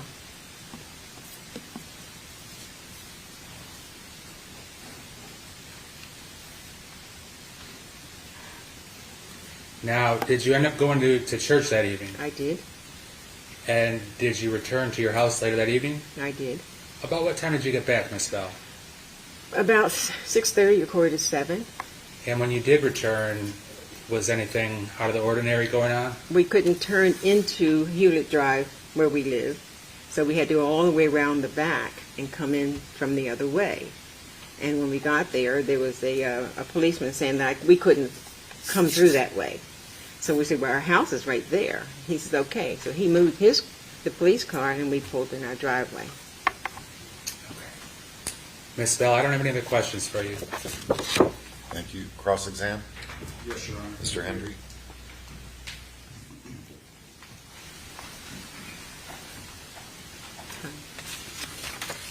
How are you doing, Ms. Bell? I'm fine. How are you? Got a few questions for you. Okay. You said that you could see the woman moving her arms, and you kind of gestured. Yes. I mean, was she moving her arms in a direction, or was it just generally up above her head? She was facing him over the car. She could see him, and she was talking and waving her hand. So, I mean, I couldn't understand what she was saying to him. Did it look like she was dancing, or did it look like she was doing something else? She was talking and using her hands.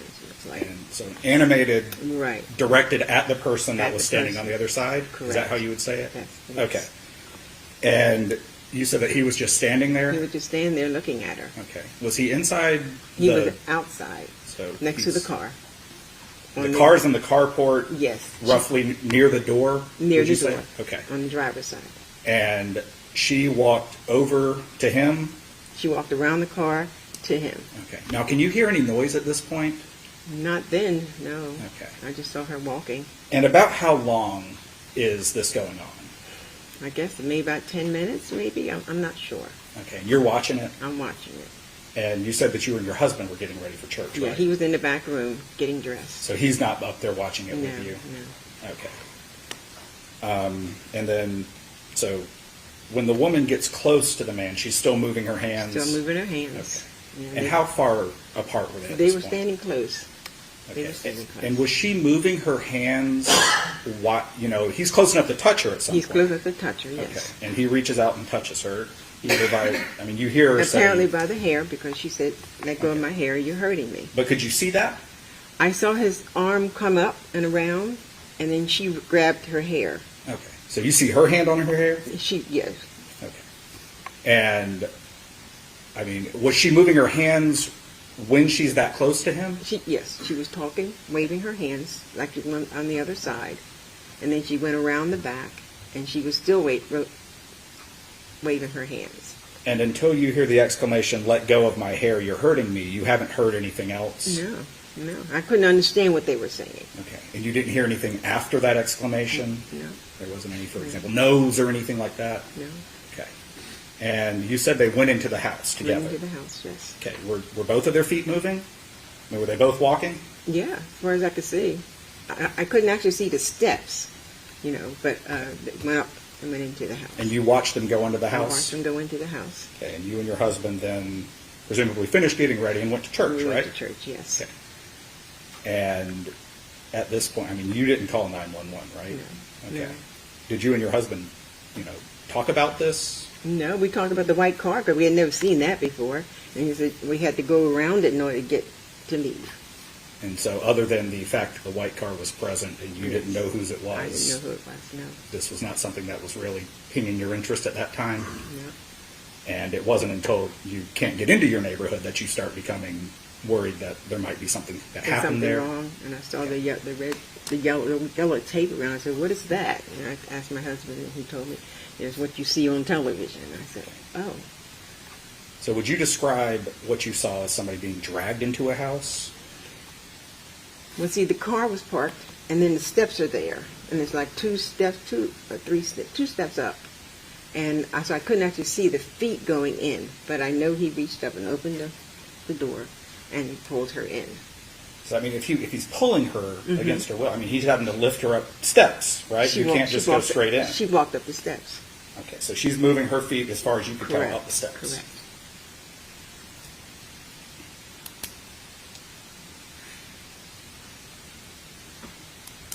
And other than the one other time you had seen the gentleman, no interactions with these people that you were aware of? He was there by himself the first time I saw him. Okay. And that black car, how long was it present across the street? Do you know? It came in late that night because when I went to bed, there was nothing in the driveway. And when I got up early that morning, I saw it in the driveway. Okay, so the black car arrived the night before at some point while you were asleep? Sometime, yeah. Okay. And you were home that day? Mm-hmm. And you never saw it move? No, Okay, you never saw anybody in and out of the house? no.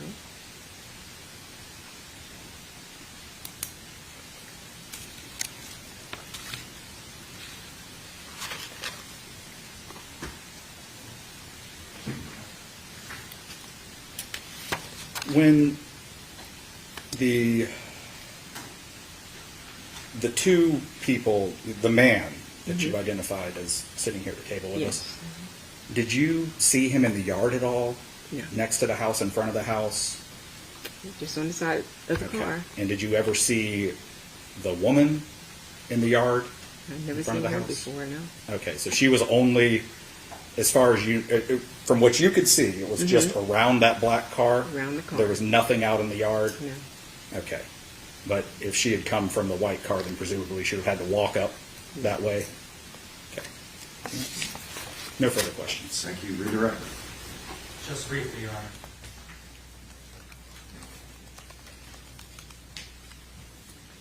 Now, Ms. Bell, when the defendant pulled the lady in to the house by her hair, were you still in the same vantage point, looking out the window? Yes. And I want to show you one photograph that has been already moved into evidence previously, which is 167. Can you see that on your screen close by? And we can have to lower it because some of the jurors Okay, I can can see. Can you see it? Yes. Now, Miss Bell, I'm going to point to what I believe is the house where the stabbing happened, but correct me if I'm wrong. Can you see where I'm pointing? Is that the house? Actually, I'll come to your screen too. Yeah, because I...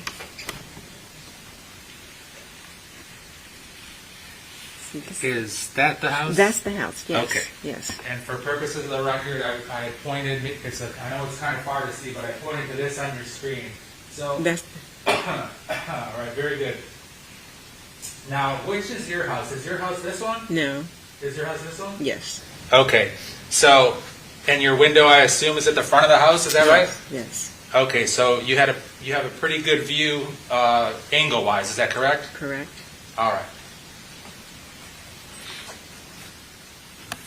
Now, when the defendant and the lady were first having whatever discussion they were having, you mentioned you could not hear that, correct?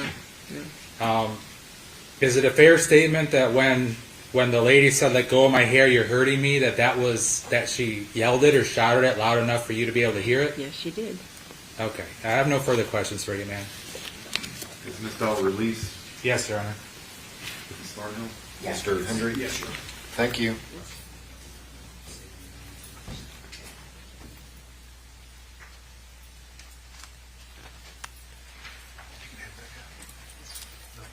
Next witness. The state calls Nancy Jones.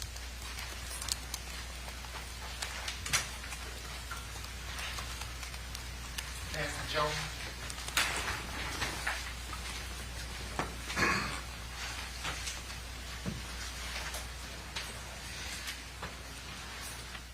This way now.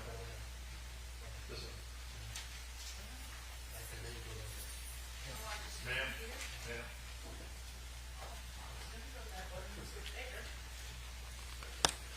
Step out of picture this line and raise your right hand and have it start breathing.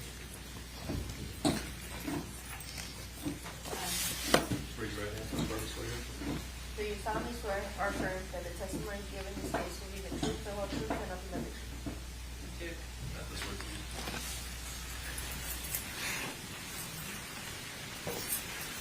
Just watch your step down there. You gotta see this here right now. Good afternoon, ma'am.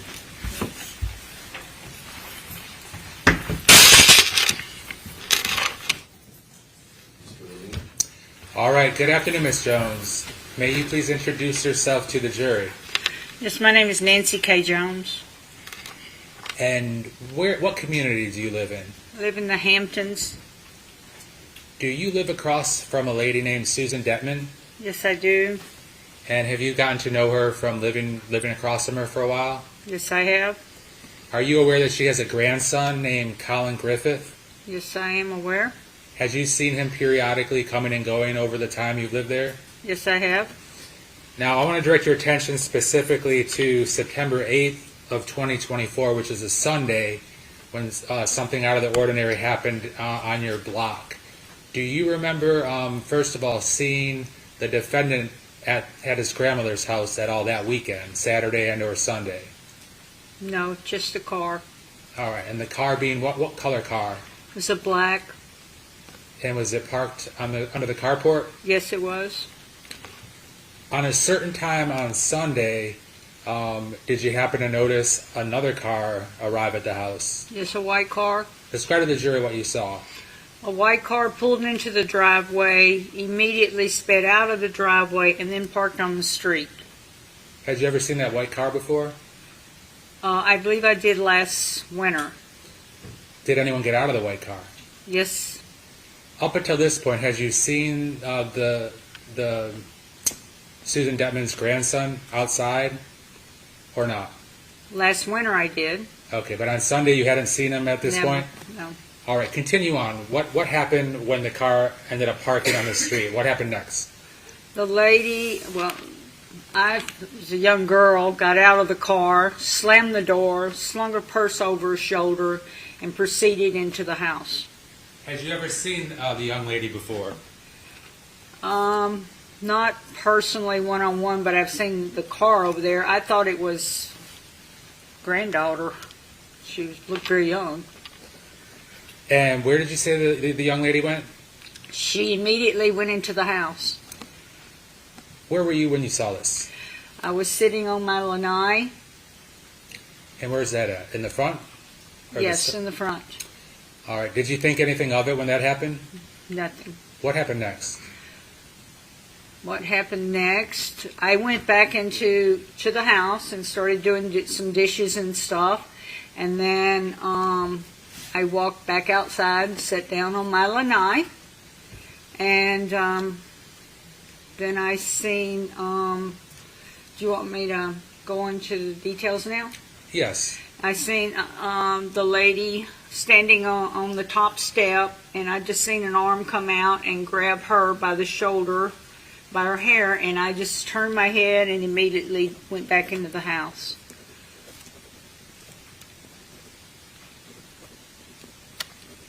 did you see who the person was that grabbed her by the shoulder and the hair? No, never seen his face, never seen anything. All I seen was the shoulder and the hand come out. And then what happened after the person grabbed her shoulder and hair? I don't know. I went back into the house. And then at any point did you realize that law enforcement had responded? Yeah, about 40, maybe 45 minutes later, I was in my kitchen and I heard sirens and everything. I turned around and I seen cop cars in my yard and they were everywhere.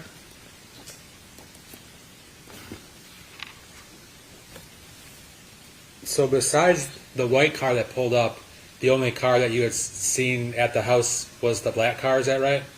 That was it. And I'm going to show you a picture. You can see it on the screen close to you. It's 167. And I wanted to know, can you see where... I don't know which is which. All right, no problem. That was going to be my question. My car has the red trucks. Yeah, I hear you. So this here, we've heard testimony, is Susan Detman's house. Okay. Which house is yours? This is mine. Okay, and for the record, I'm going to walk back up to the big screen. Is this the house you're pointing to as being your house? Yes. Okay. And from your view, is it kind of tough to see inside the Miss Detman's doorway? It's catacornered, yes. All right. I have no further questions for you, ma'am. Cross, Mr. Hendry? Yes, Your Honor, thank you. I do have a few questions for you. Thank you.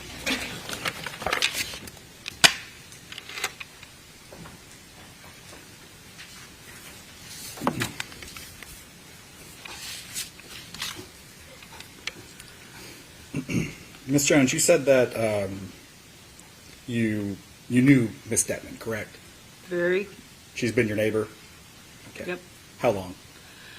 I don't know how long she had been living there. I'm not good with probably 6 months. Okay. And you had previously seen her grandson at the house? Last February, I believe it was. Okay. How many times had you seen him before? I've seen him about 3 times. I think he was there like 3 weeks, maybe, and he was out running. I just seen him running. I'm assuming it was a family member. You're assuming he was a family member? Yeah. Okay. So you never spoken with him? Never spoken with You him. didn't actually know the relationship? No. Okay. None. And the woman you saw, you had never seen her before? No. I'd seen her. She drove up in the car, but I'd never personally met her or anything. And when you said drive up in the car, are you talking previously? Like you had seen Last that? winter. Okay. I'd seen the car over there. Now, on September 8th, when you see that white car arrive, you described that you saw it speeding out of the driveway. Yeah. Is that like tires screeching in reverse? She was, yeah, kind of. She was angry. Okay. And you said that she slammed her door and threw her purse on. She slung her purse up on her shoulder and immediately went up to the house. Okay, so from your perspective, she looked like she was upset? Yes. Okay.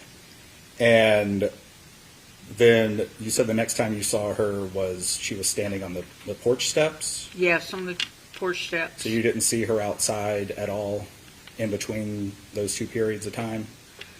Before she was standing up on the steps, she was throwing clothes in the car. Okay, so you saw her at which car? She was throwing clothes into Collin's car. The door was open and she was throwing clothes into the car. And that would be the black car that was parked in the carport? Yes. And you're calling that Collin's car because you saw the other person get out of the white car, right? Yeah. Okay. So you hadn't actually seen the black car arrive? No, but I knew that was Collin's car because I'd gotten a phone call because I was house sitting for Susan. Okay. So you were aware that Collin was coming? Yes, I was. Okay. I knew Collin was there the Saturday before the accident happened. Okay. And so you see a woman go into the house angry, and then she comes out with clothes and starts putting them in the black car. Did it look like she had calmed down? I just didn't really pay that much attention to it like she'd calmed down, but she was throwing the clothes, so I'm assuming she was still upset. I don't know. Okay, now, when I'm you say still across the street, so I don't know. when you say throwing clothes, are we talking like into Yeah. the car? Okay, so The not door was placing. open, so like throwing them in there. And did you see her open the door? of I the never car? seen her open the door. Okay. So you weren't sitting and watching this whole incident. Oh, no, I was busy in the kitchen and stuff. All right.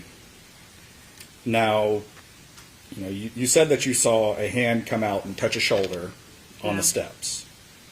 Did you hear anything? I never heard nothing. I turned my head and went back into the house and got busy again. And from your perspective, did it look like the person was getting dragged into the house? No. I just, like I said, when I seen the hand come out and grab her by the shoulder, I turned and went back into the house, and I said, they'll probably work it out. I thought it was his sister, or Susan's granddaughter. And I said, they're probably having a little spat, and they'll work it out. But you didn't call 911? No, I never called 911. Now, would you say that this type of thing is something that is typical in your neighborhood? No. This was a unique I lived in instance? Chicago for 30 years, and I seen a lot in Chicago. So in Chicago, we see something, we usually turn the head the other way. And I know cops say if you see something, hear something, you're supposed to report it. I didn't think anything more about it. So this wasn't something that was so dangerous to you, you felt the No, need to report it? I did not feel good. And, I mean, now the incident with a woman's going in, mad, do people often, spin their tires in your neighborhood, anything like that? No. So the whole instance was pretty unique. Yes. Okay. Now, after law enforcement arrived, was that the end of your night, or did you have Well, any there more was so many interactions? cops and stuff. No, I sit out on my lanai, and they just kept coming and coming. And then all the neighbors were out in the yard. We had no idea what went on. Now, you're friends with Susan, correct? Yes, I am. Did you contact her? I contacted her, yes, when I seen all the cop cars. I immediately called her. Okay. And did you make any efforts to contact Collin? Oh, no. Did you see him after the instance? Yes, I did. Okay, where was he? He was in the driveway. How did he look?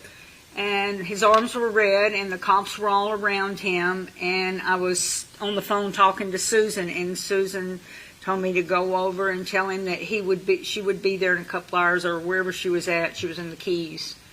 And so I walked outside, and I waved at Collin, and I said, Susan's on her way.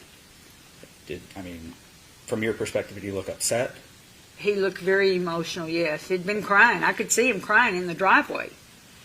So you could tell his face was red, or how Oh, would you yeah, describe it? he was an emotional wreck. But I didn't know, still I did not know what happened. And, we've seen the aerial photo. This is not a very wide roadway that you're from across the street, correct? Like It's from your two house cars, to her house is yeah. close. 2 cars passing. So you were able to get a good eye view on Collin at that moment. You From were my close enough. lanai, yes. And I'm talking when you walked out there, you're close enough that you could see him. Well, his arms were red. I didn't know. I thought they were like you had been in a scuffle with somebody. Somebody grabs your arm and they turn red. That's when I looked like it was a scuffle. So he's got red arms, his face is red. It looks like he's been crying too. He looked like he'd been crying. And this was what time did you say? 4:40, 50, or somewhere around there, whenever the cops got there. So this is after the cops have arrived, and they have him outside. They have him outside. And prior to that, you had not seen him. I had not seen him. Okay. No further questions. Thank you. Mr. Levine? No, thank you, Your Honor. Is the witness released? Yes, Your Honor. Mr. Hendry? Yes, Your Honor. Thank you, ma'am.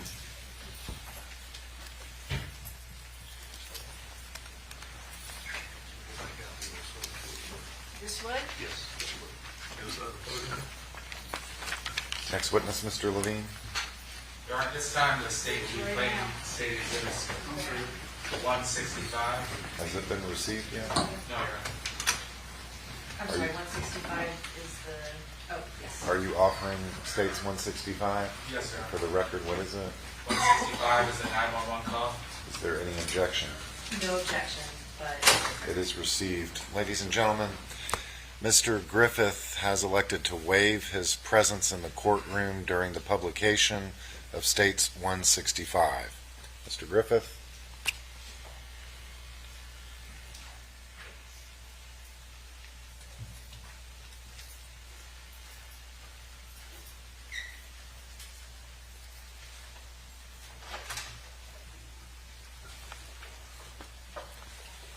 Mr. Levine, you may publish. All right, thank you, Your Honor. All right.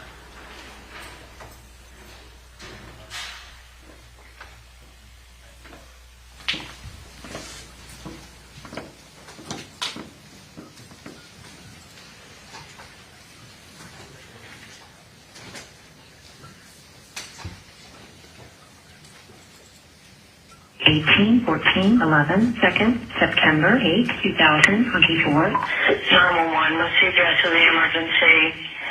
Hampton in Florida. I don't know the fucking, I don't know the specific address. My mom is talking to you, GMS now. She's bleeding out. Please help. Your mom is doing what? My mom's bleeding out. She's bleeding out. Okay, what's the address, or where do you think you are? What road are you off of? What road crosses that road? So the Hampton in Florida, you go to the gate and you take the first right, and it's the house with the black jet out front. I'm trying to get her to the Hampton Inn? The Hampton Inn, yes, ma'am. What city is it in? Well, it's Auburndale. I can get it to you. I can't get her up. Okay, how do I lift someone? I need to get her to the hospital. Okay. How do I lift someone? Okay, listen, you called 911, so we're going to send an ambulance. She doesn't have time. She's bleeding it. She's fucking pale. She doesn't have time. She needs to go now. Okay, and I'm using the address I see you at. Is that right? Is that where you are? Yes, ma'am. Okay. What can I do? I have your price after. She's so fucking blood. What the fuck do I do? Help is being sent. Stay on the line so I can get more information for the responders. I am. I don't know what to do. Okay, help is being sent. Okay, medical help is being sent. She's bleeding out. Where is she bleeding from, sir? She's bleeding from the neck, ma'am. This is my mother.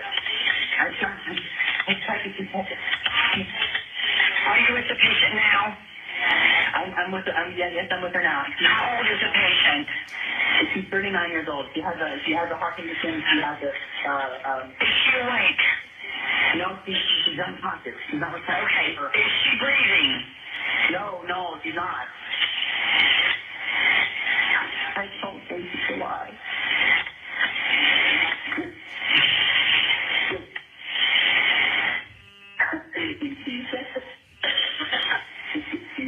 Okay, where is it? Okay, and you said neck. Okay. All right, listen to me. I'm sending the paramedics to help you now. Stay on the line. I'll tell you exactly what to do next. Okay, listen to me. Are you right by her now? I am by her, yes. Okay, listen carefully. Lay her flat on her back on the floor and remove anything under her head. Okay, she's good. She's good.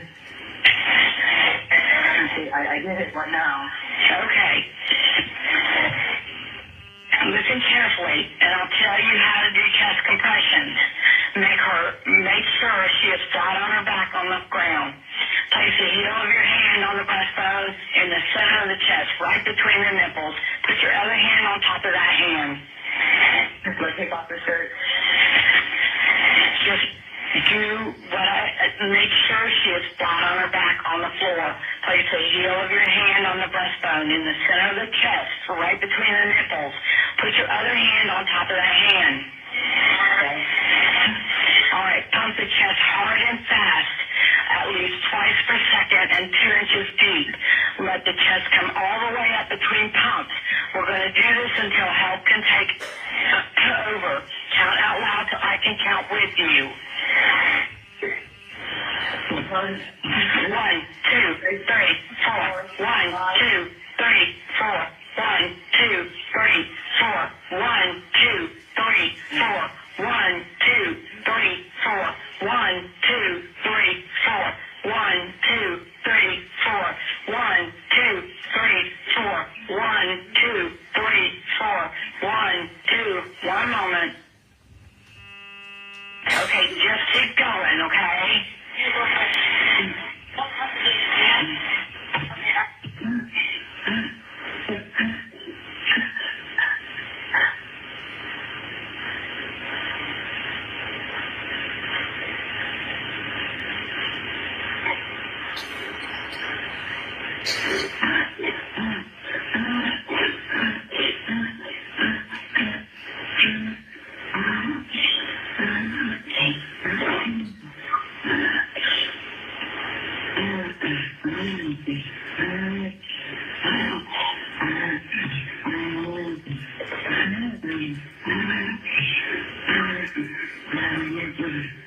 So listen, what caused the bleeding? Listen, what caused the bleeding? She got real tight and she went to use the knife and she fell on it.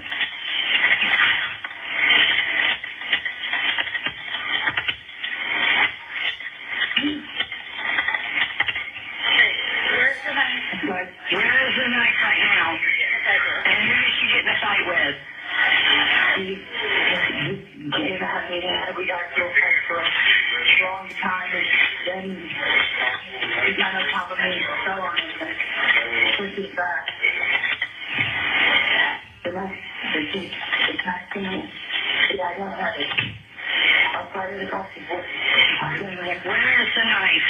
I just put it across the floor with you. And is the bleeding controlled? She stopped bleeding. No more blood coming out. She lost it.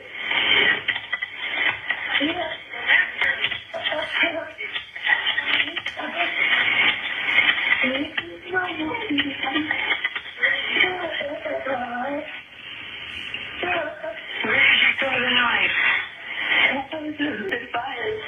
I threw it to my right. You threw it to your right? It was totally away from you. It's away from me.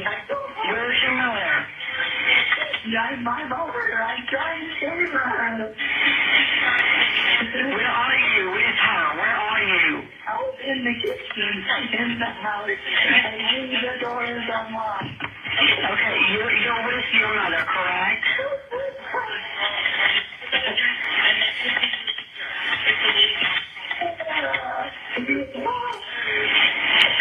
Okay, listen to me. Listen to me, please. Stop, okay? Listen to me, and I'm going to tell you how to control the bleeding. Okay? Okay. All right, hold on.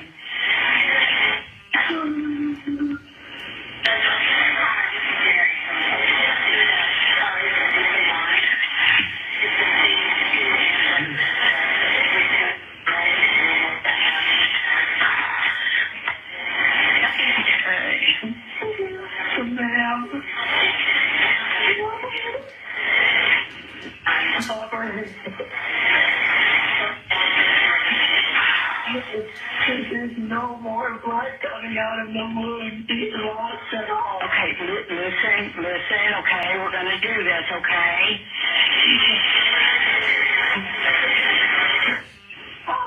Okay, listen to me. Get a clean, dry cloth or towel and tell me when you have it. My son is down low. Okay.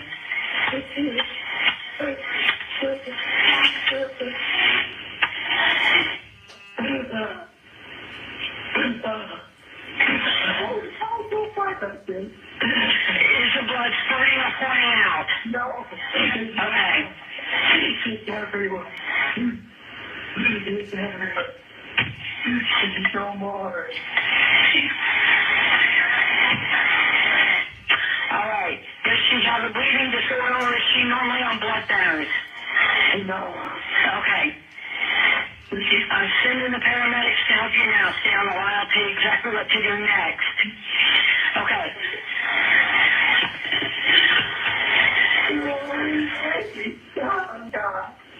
Okay, I'm going to tell you how to stop the bleeding. Listen carefully to make sure we do it right. Get a clean, dry cloth or towel and tell me when you have it.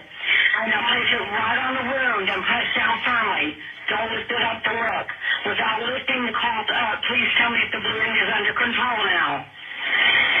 Yes, there's no blood. She lost all her blood. Okay, reassure her that help is on the way from now on. Don't let them have anything to eat or drink. It might make her sick or cause further problems. Don't move her unless it's absolutely necessary. Just tell her to be still and wait for help to arrive.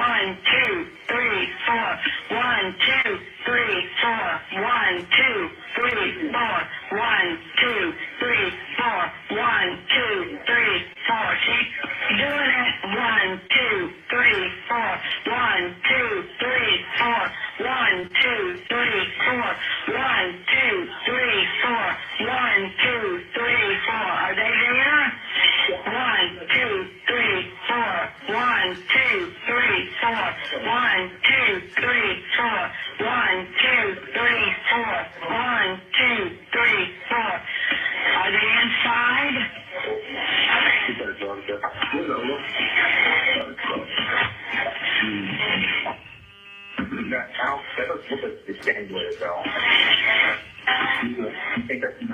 Hello? Okay, thank you. Thank you.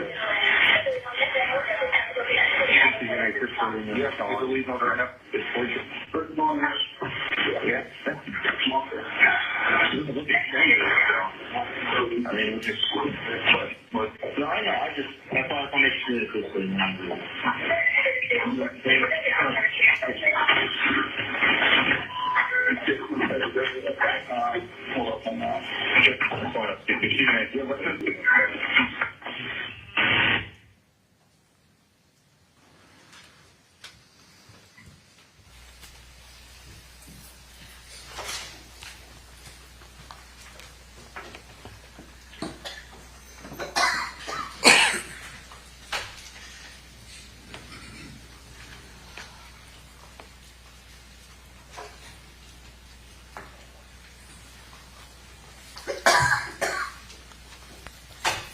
Mr. Griffith has returned. Mr. Levine? All right, thank you, Your Honor. The state calls Deputy Alexander Walker. Deputy Alexander Walker.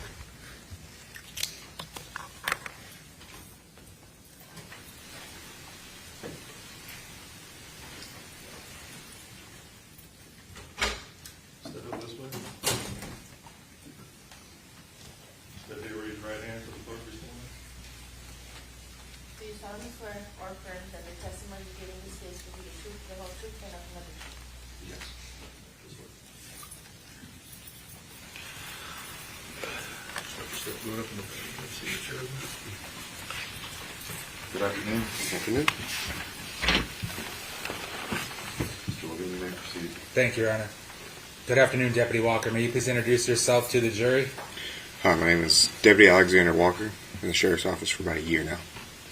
Tell the jury about your education and training and experience in law enforcement. So I graduated from Florida State with my bachelor's with a minor in psychology. I finished my training the winter of 2023. I've been with the Sheriff's Office for about a year, only about a half a year by the time of this incident. All right, Deputy Walker, what shift did you work at that time? I worked on the Delta night shift. Now, specifically, I'm going to direct your attention to Sunday, September 8th of 2024. Did you respond to a crime scene in Polk County? Yes, sir. And describe to the jury what kind of call you got and what you did. The call I got was a assist EMS, what we call as a 50 Alpha for an AED assist, a major medical assist. First assist. Approximately how long did it take you to get to the scene from where you responded from? Approximately 5 minutes from where we were at. When you arrived on scene, what did you do first? First thing I did when I entered the scene was I announced myself as Polk County Sheriff's Office, wanted the subjects inside to make themselves known to our presence so that if there was any harm, weapons, anything like that, they would be put away from arm's reach. Did you go in by yourself? No, sir. Who did you go in with? I went in with Deputy Sheriff Pibernick. And when you announce your presence, do you do that loudly? Do you shout it? Yes, sir. So anybody within the household that's alive would be able to hear it? Yes, sir. Now, as you enter, did you enter the door by the carport? Yes, sir. And when you entered, what did you notice about the first room that you entered? First room that I entered, I noticed a pair, or at least a single AirPod, as well as the AirPod case on the ground. Besides that being on the ground, did the house look like it was in order and nicely Yes. put together? Yes, sir. Where did you go from the living room area? From there, I heard a male subject inside the house shouting, "I'm inside the kitchen." What did you do next? I then proceeded to the kitchen, and while walking to the kitchen, I saw a knife, a blood-covered knife, over in front of the washer and dryer to my left. I saw the subject in the kitchen. Where was the subject positioned in relationship to the deceased lady? The subject was positioned over the deceased's head. Did you find that odd at all? Yes. Why? For doing normal CPR and everything, assuming everybody's been taught and seen videos on doing CPR from beside the person, never over top their head, possibly blocking airways. So when you saw the defendant above her head, what did you do next? At that point, I told Deputy Sheriff Pibernick to stay with the subject as I went outside to confirm for EMS that it was clear for them to come inside. Do you see that person in the house, excuse me, not in the house, but in the courtroom today that you saw in the house? Yes, sir. He's right there. And for the record, you're pointing over to the defense table. What is the defendant wearing for purposes of our record? Wearing a plaid button-up shirt, a gray jacket, and glasses. For the record, Deputy Walker has identified the defendant. Do you recall, Deputy, was the defendant wearing a shirt at that time? No, sir. So no shirt? No shirt. And did he have on a black pair of shorts and black shoes? Yes, sir. Did you notice any blood on his body? None on his torso and none on his upper arms. It was only on his hands and forearms. What happened next? At that point, I began to secure the scene by putting crime scene tape around it, and after I was done with that, I was just waiting with Pibernick and waiting for supervision as well. Did you see anybody wash the blood off the defendant outside or EMS. inside or anywhere? EMS rinsed off his arms. And at whose request was that? I do not recall. Did you think that was a little out of the ordinary? Yes. If it were up to you, would a individual standing over a dead body be preserved in the manner in which you... Objection, Your Honor, calls for speculation. He's only on the job for 6 months. Deputy Walker, as I was saying, if it were up to you and your duties and responsibilities and you come into contact with somebody who's over the top of a dead person, would you try to keep them in the same state in terms of not letting them wash their hands or not letting them destroy evidence or get rid of anything? Yes. Now, did Deputy Pibernick then take the defendant outside? Yes.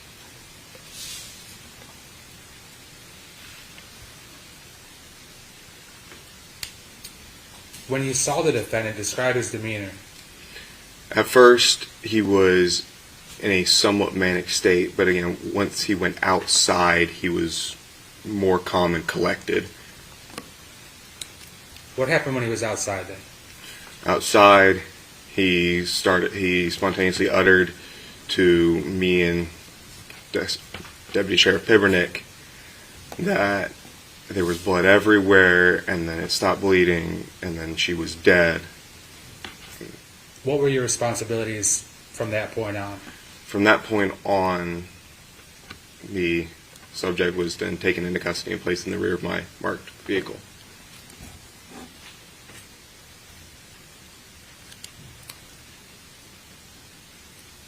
What was your opinion of the crime scene? Objection, calls for speculation. Ruled that the question is unclear. Would you rephrase the question? Yes, Your Honor. While you were inside at the crime scene, did you have an opportunity to observe the rooms that you thought were relevant? You understand that one? Not really, no. All right, you described the living room. Mm-hmm. You described where you saw the defendant. Did you actually then go into the kitchen and Yes. see the scene in the kitchen? Yes. What did you see? In the kitchen, I saw a large pool of blood around the subject's head and neck area, as well as blood spatter going up the side of the cabinet. Did you move anything? Didn't move anything, no. And is that common to purposely not move things so that the integrity of the scene can be maintained? Yes, sir.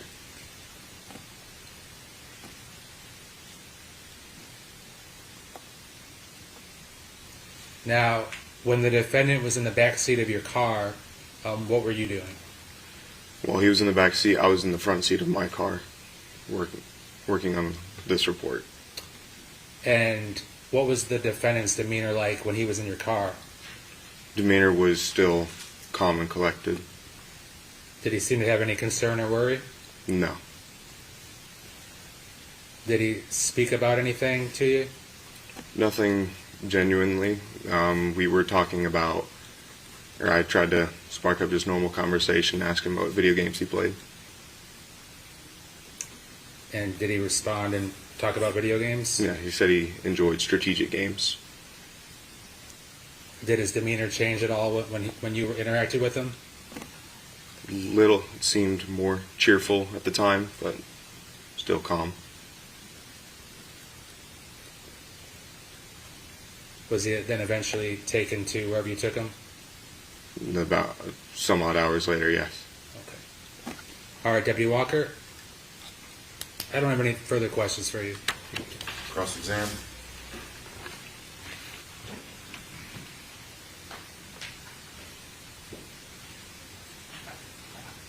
Deputy Walker, Miss Griffith was lying on the floor in between a kitchen island and a kitchen cabinet, correct? Yes, ma'am.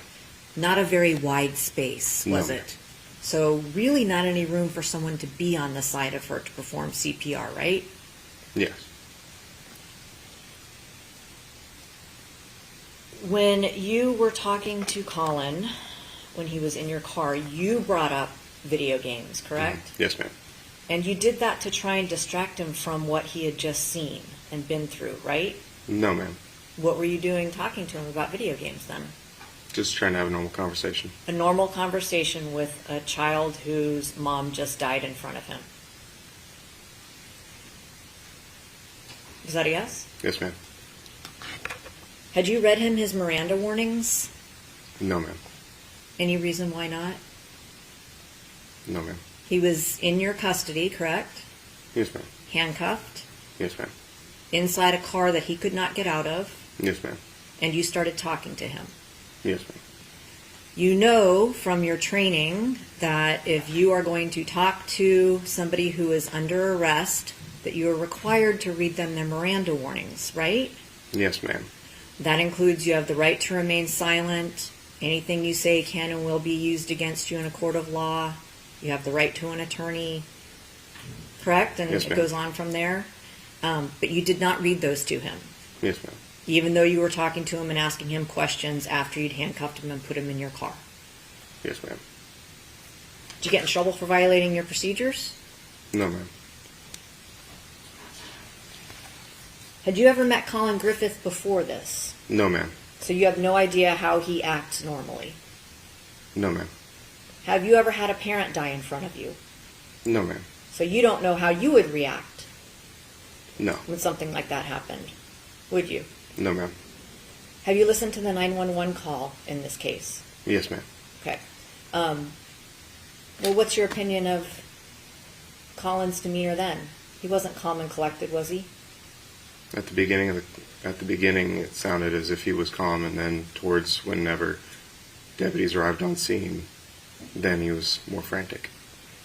Okay, so the 9 or so minutes between the beginning and the end, do you think he was normal? At the beginning, yes, ma'am. Okay. I don't have any other questions. Redirect. Just briefly.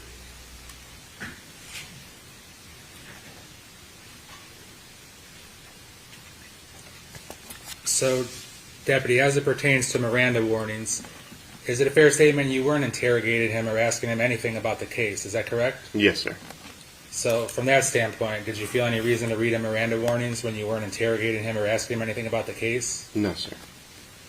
Is talking about video games with someone, is that some devious plan of yours, or was it just conversation?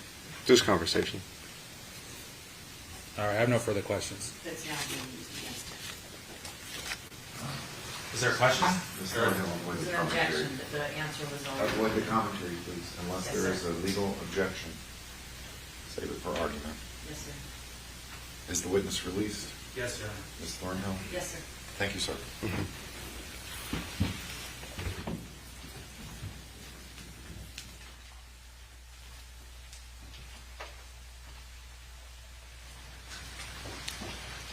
All right, folks, it's about 2:30. We'll take our mid-afternoon recess of 15 minutes. All rise, please.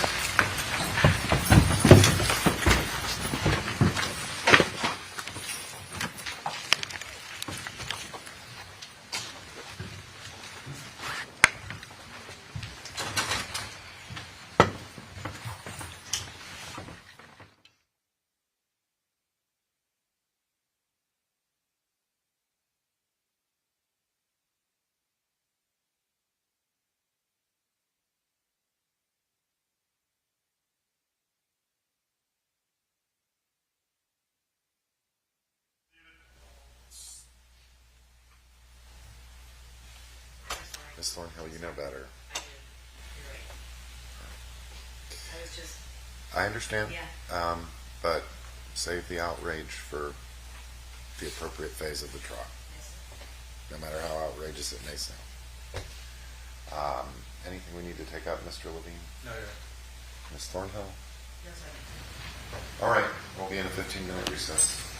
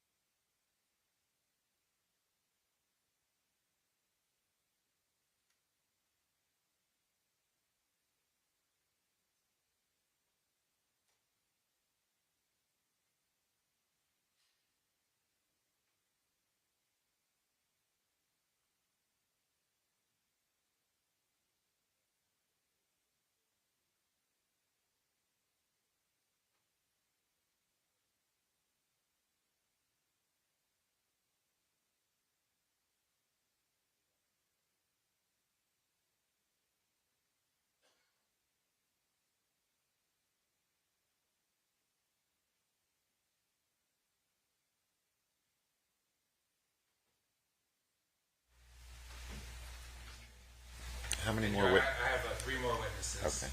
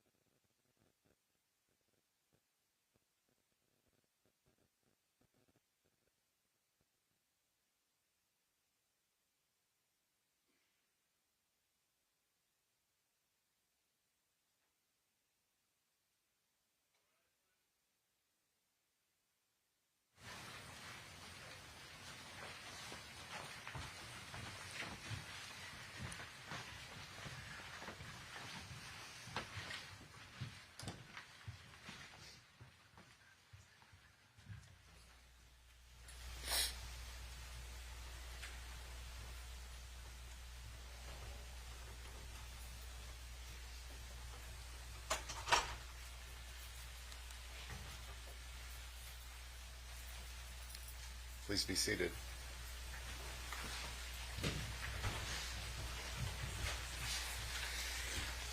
Next witness, Mr. Levine. Your Honor, State College Deputy Anthony Hibernick.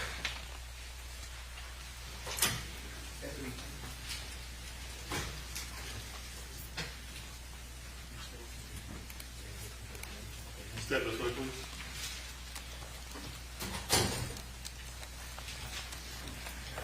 Stand right here, raise your right hand for the first word.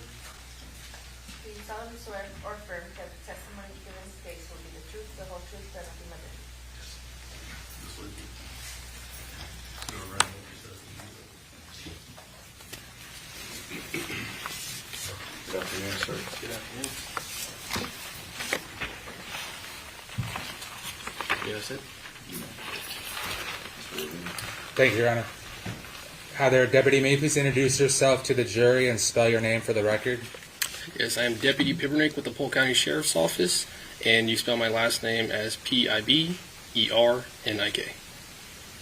And tell the jury a little bit about your education, work experience, and training in law enforcement. So actually, right when I graduated high school, I signed up to join the academy to become a Polk County Sheriff. Then I attended Polk State College, and then graduated from Polk State College and got sworn in as a deputy. Do you work the road now? Yes, I do. And what shift do you work? I am currently TDY to BSI, but at that time, I was on Southwest Delta. And tell the jury about what BSI is. BSI is an unmarked unit, so we do anything as far as finding someone who's narcotics and all those other types of operations that we work on. All right, Deputy, I want to direct your attention to September 8th of 2024, Sunday evening. Did you get a call to respond to a location in Auburndale reference Yes. a stabbing victim? Yes. Tell the jury what you did. So I received a call, which is a signal 50 from EMS, which means we have to go make sure the scene is clear before we can enter. At this time, me and my partner, Deputy Walker, were arriving on scene. We entered the scene, and at that point is when we saw Collin Griffith over his mother trying to attempt to do CPR. Now, do you see the person that you referenced as Collin Griffith in the courtroom today? Yes. Could you point to him and say something that he's wearing for our record? Yes. He's wearing a gray jacket. Your Honor, let the record reflect the deputy has identified the defendant. Now, when you came into contact with the defendant, what did you do? I then walked him outside underneath the carport area right behind his vehicle. And were you and Deputy Walker the first two law enforcement responders? Yes. And did you both go in the house together? Yes. All right. Now, when you first entered the house, what did you notice about the house, if anything, inside? As I walked into the house, I immediately began to clear the house as my partner walked up to Collin Griffith. And then after clearing the house is when I walked back into the living room area, made it known that it was clear, and that is when my partner advised me to take Collin Griffith outside. Did you notice the ear pod on the ground in the family room? At that point, I did not. Did you notice it at any point? After, yes.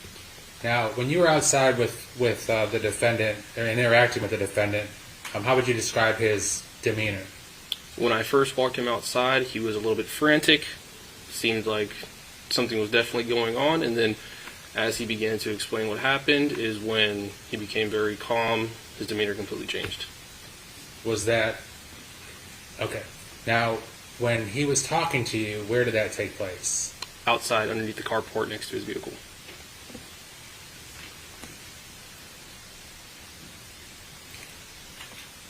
Now, did he explain to you or try to explain to you what happened? At one point he did. Did you write a report in this case? Yes. Explain to the jury how you document what the defendant said in this case. At the time on scene, I was documenting what he was saying by writing it on my notepad that I carry on me all the time. So in this particular case, is it a fair statement you did not take like a tape statement? Is that correct? I did not. Now, is it important to you to get the words that he was saying accurate to then generate a report? Yes. And what was it that the defendant told you? May I refer to my report? You may.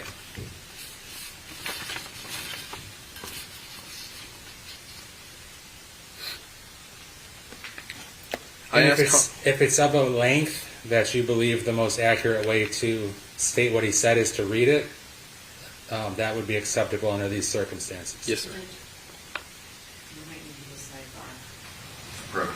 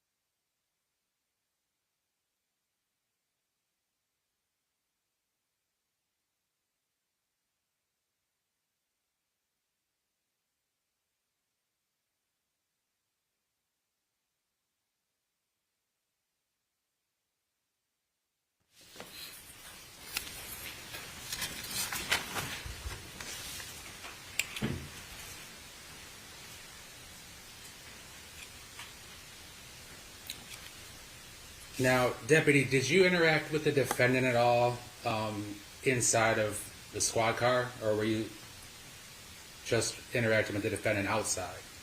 I interacted with him outside, and then once I sat with him in the vehicle, yes, there was an interaction.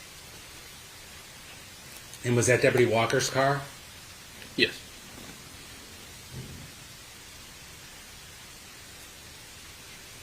If I may have a brief moment, Your Honor. Thank you.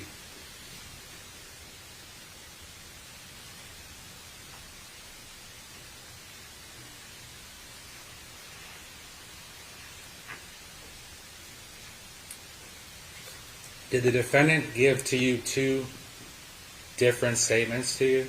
Yes. I have no further questions, Your Honor.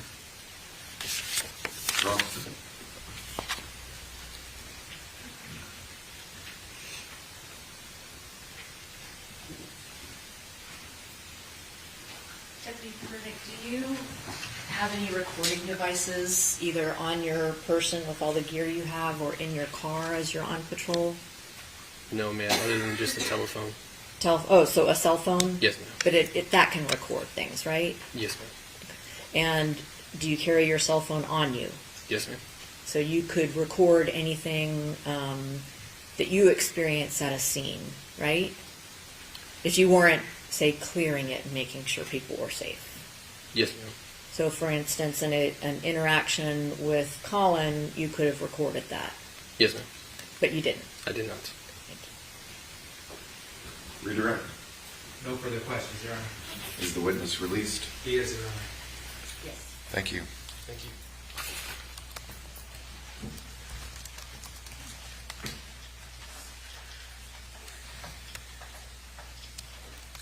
Next witness. Your Honor, the state calls Captain James Parker.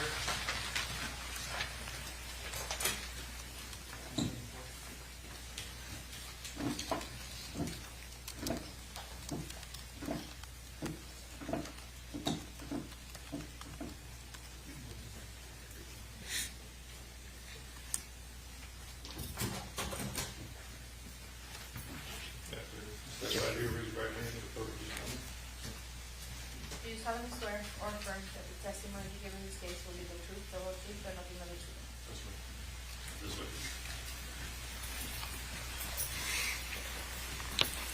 Just watch your step over. Good afternoon. Good afternoon, Your Honor. All right. Good afternoon, Captain Parker. May you please introduce yourself to the jury? I'm Captain James Parker. I work for Polk County Fire Rescue. Being a captain at PCFR, what are your responsibilities? I oversee the daily operations and duties of Station 39, which is off of East Main Street for Polk County Fire Rescue, meaning the engine into rescue companies that run medical calls and fires in that area. Tell the jury about your education and training and experience. General high school education, and then you proceed on to a fire academy, in which you are completed from that with fire standards. Then proceed on to first responder EMT, which are semester-long programs, a year of paramedic, and then subsequent classes in driver engineer school, as well as fire officer 1, which is another 5 or 6 courses to which you can then test and get certified to be a captain. To attain the rank of captain, did you have to come up through the ranks and work the different positions? Yes, sir, that's correct. And how many years have you been on the job? With Polk County Fire Rescue, this will be year 11 for me. All right. Now, Captain Parker, during your time in your position, not necessarily just as a captain, but just in your career, have you had the opportunity to respond to many different scenes where somebody has been injured? Yes, sir. On average, about 2,000 calls a year. During those many, many calls, have you ever seen a victim that has been stabbed, that had a stab wound? There's been quite a few. I'm not sure as to how many. All right. I want to direct your attention to this case particularly. What was your responsibility as it pertains to September 8th of 2024? My crew and myself were dispatched to a call. It was dispatched as an assault call, which is a generic code out for something that was put in through dispatch. We were responding per our policy. We staged at a short distance away until law enforcement's able to arrive on scene and make sure the scene is secured and safe. At which time we then proceed on scene and provide any medical need or necessity of the victim/patients. Did you enter the residence to see the victim? Yes, sir. Describe to the jury what you saw. We entered through the front door, went through the living room area, back into the kitchen, at which point they were escorting the accused out of the residence. The victim herself was laying on the kitchen floor, supine, and with a pool of blood. What does supine mean? On her back. Now, did she have any signs of life whatsoever? No, sir. The pale color, what is that indicative of? Typically of blood loss or poor circulation. Is she checked for a pulse and her vitals and whatnot? Yes, sir. Per usual, we arrive on scene, check the patient's responsiveness. She was not responsive, to which I could then tell she was not breathing. A pulse was checked for and not obtained, as she did not currently have one. CPR was initiated for a brief few seconds until further extent of the injuries could be checked, and then it was determined among the crew and myself that the injuries were not sustainable. So, based upon the severity of the stab wounds, was there anything you could further do for her? No, sir.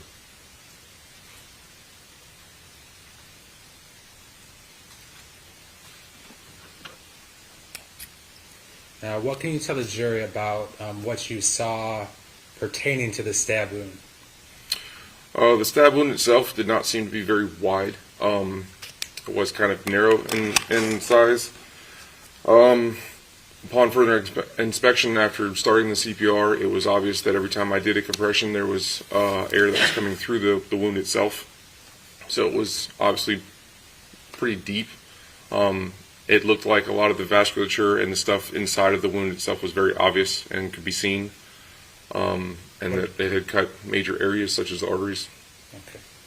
What was the terminology you used? The vascular? Vasculature, yes, sir. What does that mean?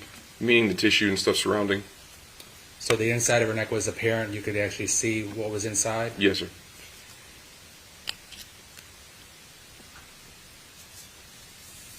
What was the defendant's demeanor like? From my personal experience, it was a little odd in nature. He didn't seem very distraught or upset. He seemed kind of calm upon my entering the residence, and then upon exiting the residence, he seemed to almost have a not a full argument, but somewhat argumentative with the deputies that were trying to assist him out of the residence. Now, during the 11 years when you've interacted with different people at a scene similar to this, I mean, is there any one way to act, or do you see it all? No, it's different for each person. Okay. Was the way that you described the defendant's demeanor, did that stand out? Did that stand out compared to the other scenes you've been to? Yeah, that's not. I mean, like I said, I've seen several, and to be distraught, to be upset, or to be in tears or even hysterical is pretty common. I would say that's what I see most of the time, and he didn't seem to be any of those.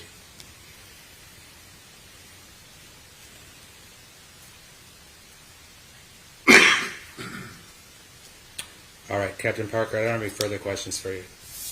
Thank you. Cross?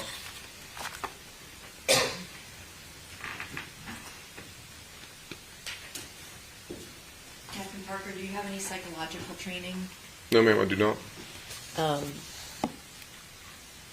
You did say that there is no one right way for somebody to act after they've been through either a fight or a traumatic experience, right? I did say that. So you cannot say what was going on inside of Collin's mind or heart when you saw him, can you?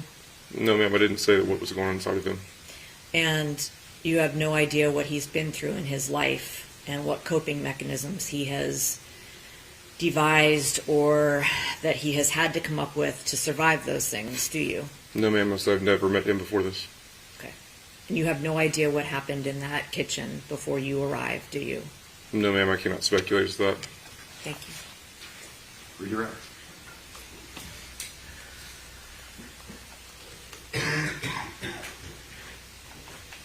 Captain Parker, was the stab wound that you saw consistent with the victim being stabbed by somebody? I would think so. No further questions, Your Honor. Is the witness released? No objection, Your Honor. Ms. Thornton? Thank you, sir. You're free to go. Thank you, Your Honor.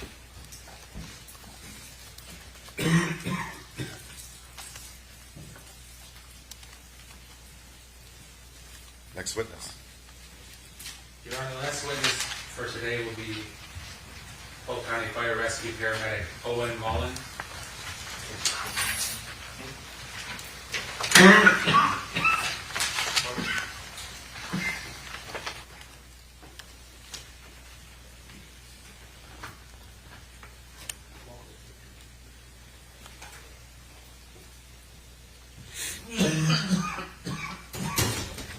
Step right here, raise your right hand, please, morning about that.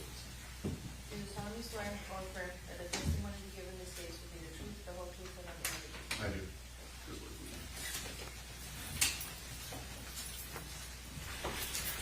Step up here, watch your step. Have a signature. Good afternoon, sir. I do.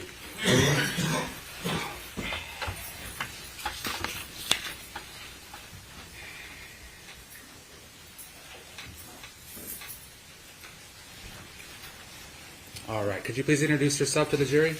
My name is Owen Mullen, Owen, Mullen. I'm a firefighter paramedic for Polk County Fire Rescue. Tell the jury about your training and experience. So I started in New York State about 2017, 2018 as a firefighter EMT. I became a paramedic in 2021. I moved here in 2022, or actually 2023. I've worked at Polk County Fire Rescue since I moved here. And in your current position, what are your responsibilities? So on my career, I'm the lead paramedic. I work on the ambulance, so I make patient care decisions. And was that what you were working September 8th of last year? Yes. Tell the jury about how you responded to the crime scene in this case. We were dispatched to, I believe, an assault call. While we were responding to there, we got information on our dispatch that the patient had gotten an injury to her neck.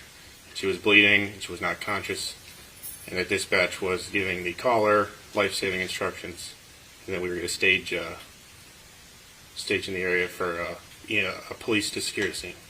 Did you have an opportunity to actually go inside the house? Yeah, once the deputies cleared the scene, we went in, and I found the patient in the kitchen. What did you notice about the patient? She was lying face up. She had a wound to her neck. It was narrow and very deep, and she was no longer bleeding. She was not conscious. And from the very deep wound, did you have any further thoughts about the nature of the wound? You could see all the way back to her neck very easily. You could see her vasculature, her muscle tissue were obviously visible, and that type of injury is incompatible with life.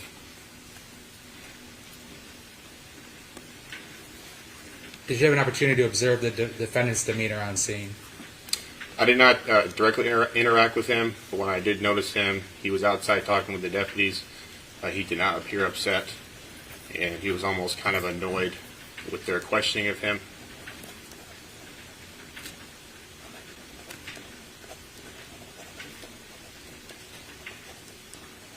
Have you been to other scenes where somebody's family member, or spouse, or close friend has been killed?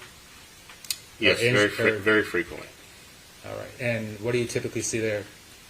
Typically, they'd be very upset and hysterical, although it is different for every person. Did the defendant's demeanor seem out of the ordinary to you? Yes.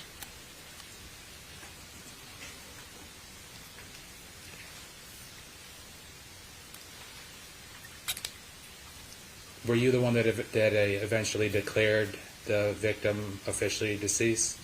Yes. And at what time was that? I believe at 18:27. That being 6:27 p.m. Is that correct? Yes.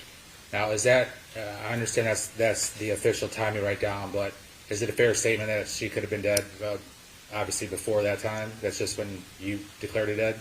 Yes, that time is when we called on the radio, and I declared her deceased. What happens but if you... her actual time of death could have been before that. Okay, gotcha. Do you declare a time of death if you arrive to a scene like a day or two after somebody's been dead? Yes, because we are normally the first medical provider that sees that person, and usually when we declare that, that's the time of death that stays with the patient, unless there's some other circumstances. Okay, so as you said earlier, though, the patient could have died, in a general sense, minutes, hours, days before? Correct. Not in this particular case, but just in general sense? Correct. All right, I have no further questions. Thank you. Cross-exam.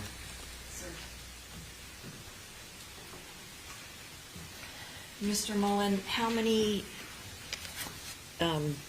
Polk County Fire Rescue personnel entered the kitchen? We had a crew of 5 on my crew. I have a partner on the ambulance, and we had 3 on the engine, so I believe all 5 of us had entered, so I believe 5. 5 people entered the actual kitchen. Correct. And how many people laid hands on or got close enough to apply, like the little stickers we see on Miss Griffith's body? Myself, my captain who just testified, and then one of my firefighter EMTs had placed those stickers on. Those are the 3 I know. I don't believe anyone else actually had touched her directly. The area where she was laying was quite confined, right? Yes. And the scene was messy when you arrived, Yes. as far as blood? Yes.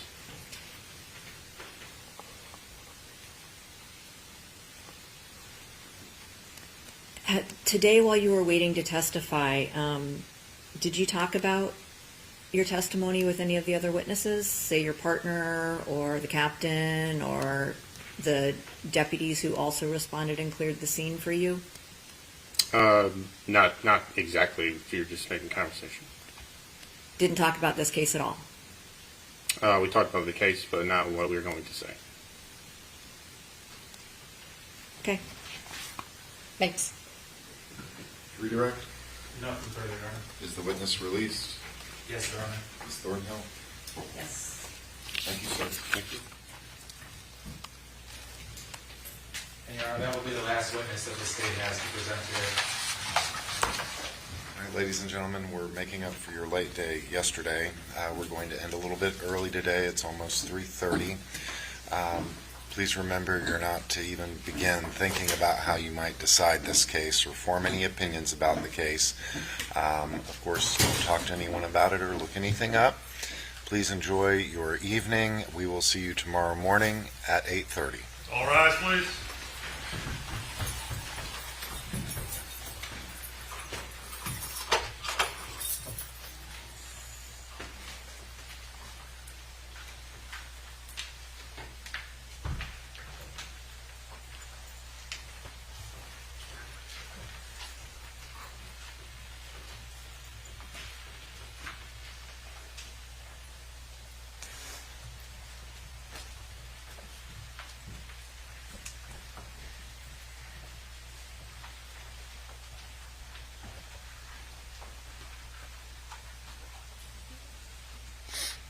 You may be seated. Anything we need to take up, Mr. Levine? No, Your Honor. Ms. Thornhill? No, sir. All right. I will see you tomorrow morning at 8:30.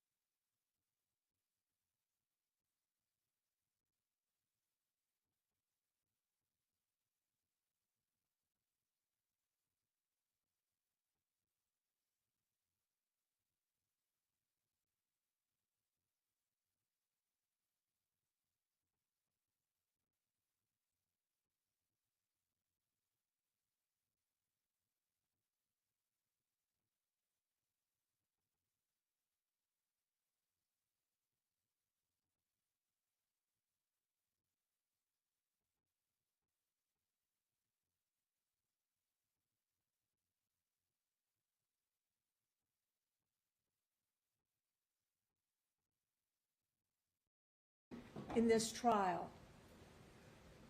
But over those hours and hours of slides and photos and notes and texts and statements about what she expects the evidence to be, you have not heard one piece of evidence, one text, one letter, one recorded call, one statement by Monica Simontilli, or any indication that Monica Simontilli ever uttered a word about wanting her husband dead.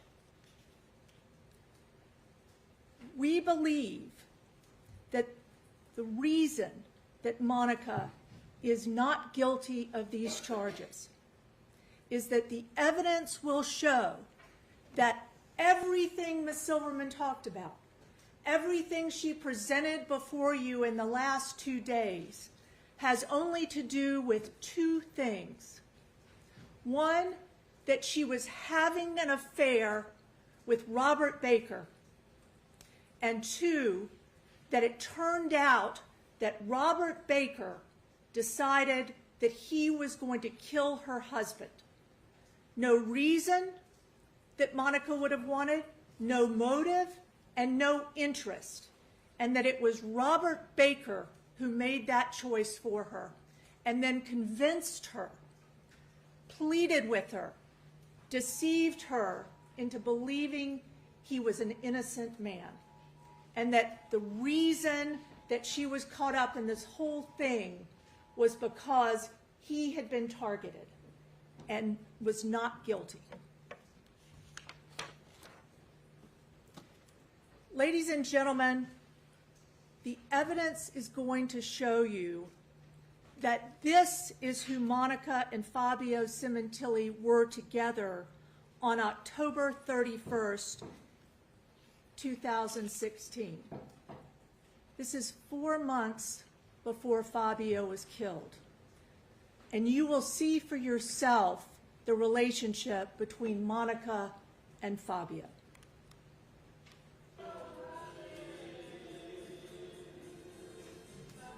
This is a video taken in an intimate moment, not in public, not in some show of their relationship. This is their relationship.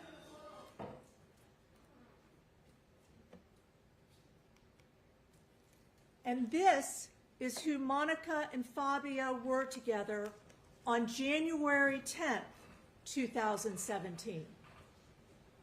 Only 2 weeks before Fabio was killed.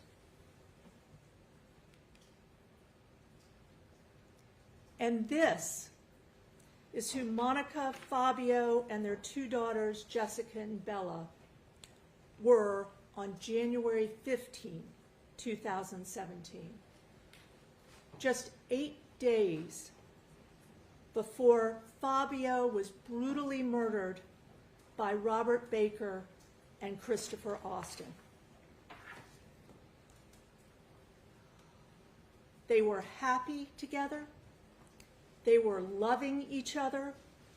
They were close, each other's best friends, husband and wife for nearly 20 years.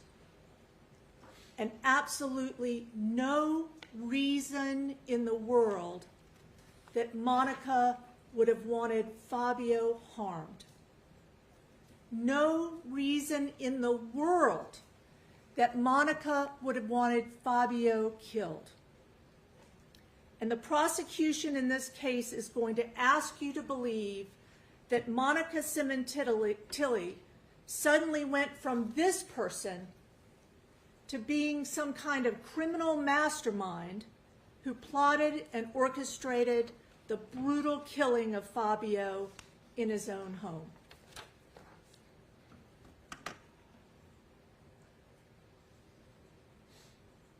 On behalf of Ms. Simontilli, we implore you to do one thing, which is wait until you form any opinion in this case, until you've been able to look and see the evidence in the case. Not Ms. Silverman's claim about what the evidence is, not even my claim about what the evidence is, but the evidence that will be presented in this case.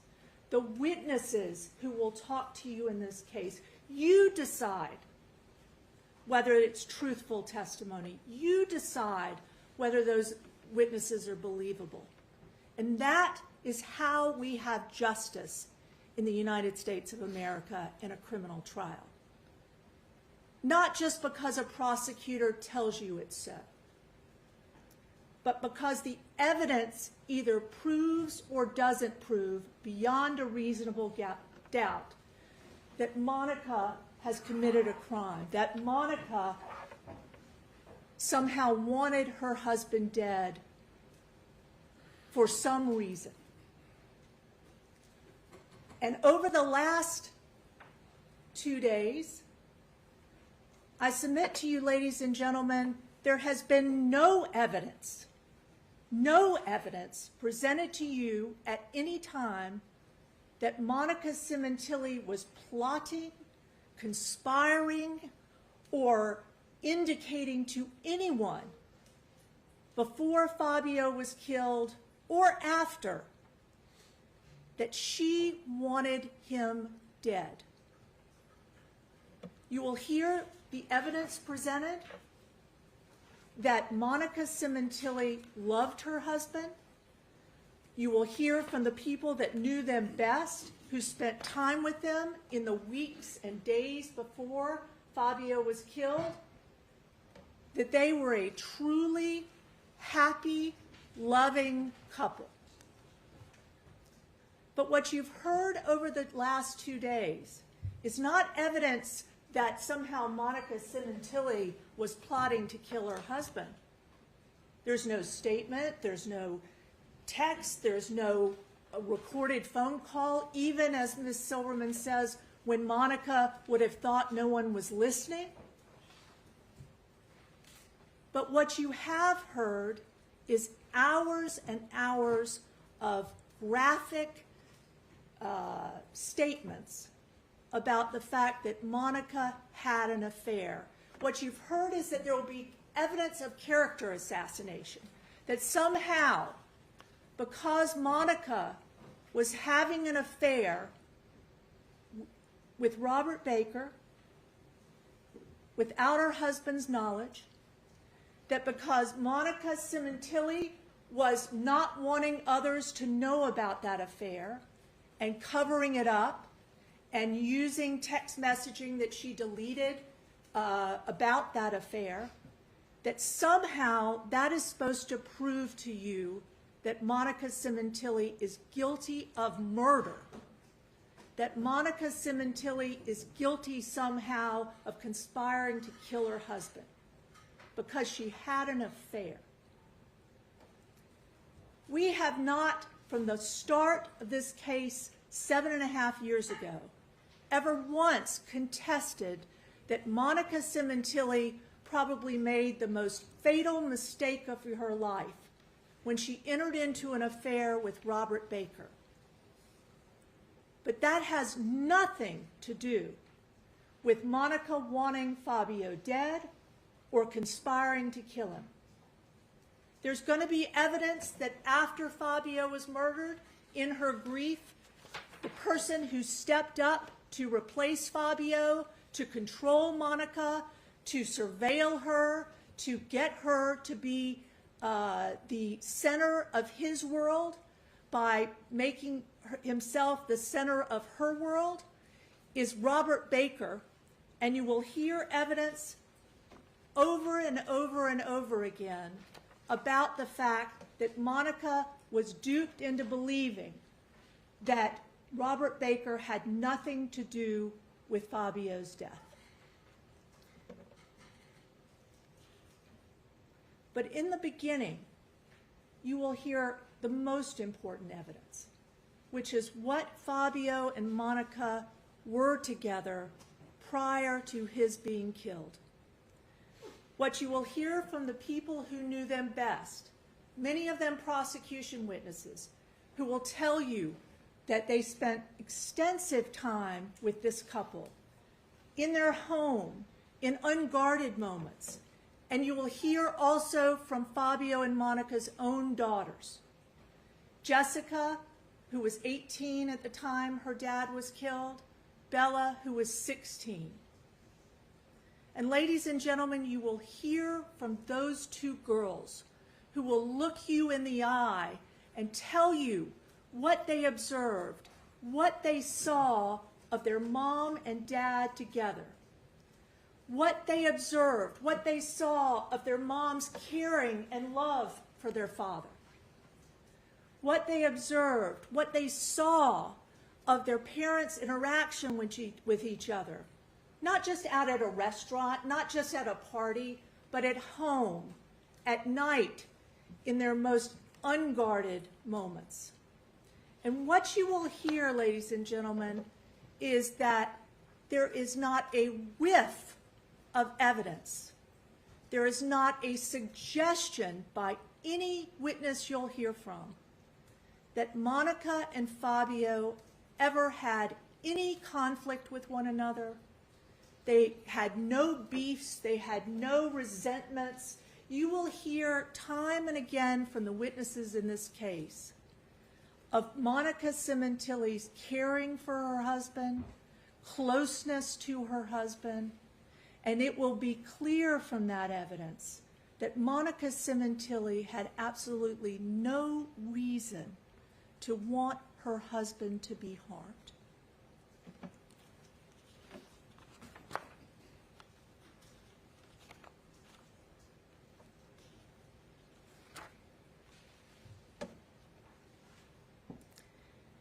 You'll also hear, because of Fabio's employment, they did have financially a very secure life. There were no worries about money. They weren't rich, but they had bought their own home. Yes, it was mortgaged heavily, but Fabio had a good job. And as long as he was working and had a salary, that salary allowed them to lead a lifestyle that was comfortable and great.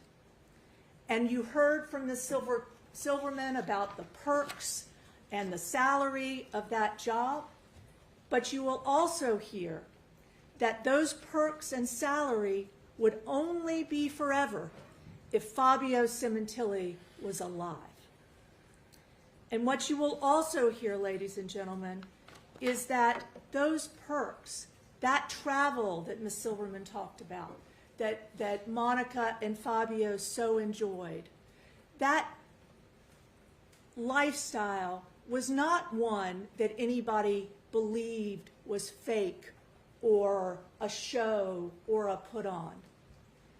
Every single witness in this case who will come in here and testify to you about the genuineness of Monica's love for Fabio, caring for Fabio, and time with Fabio, and Fabio's care and love of her, will consistently tell you that that love was real. That friendship, being each other's close friends and co-parents, and the pride they had in their involvement in their daughter's life. In the weeks and even days before Fabio was brutally killed, there is no one who's going to not say to you that that love and affection and friendship was real. And there's not going to be a single piece of evidence that you see throughout this trial that tells you otherwise.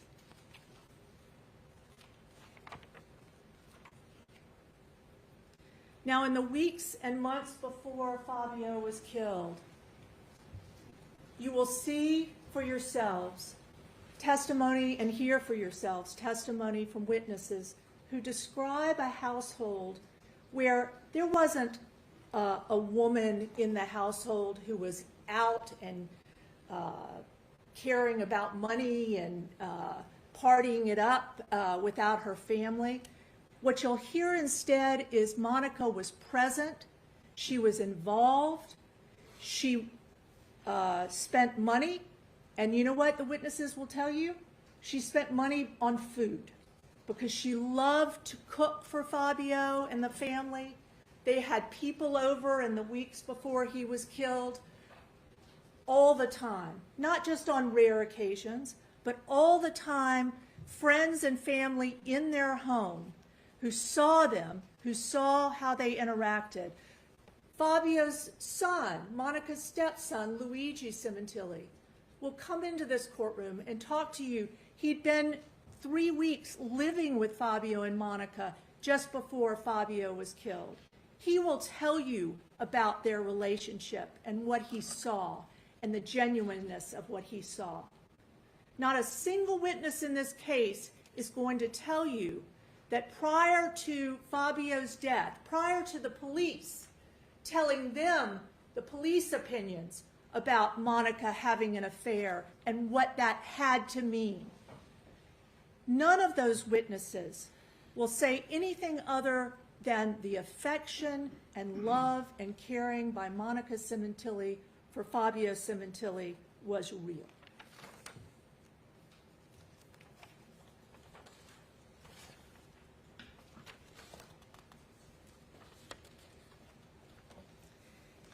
In 2016, ladies and gentlemen, I want to take you back.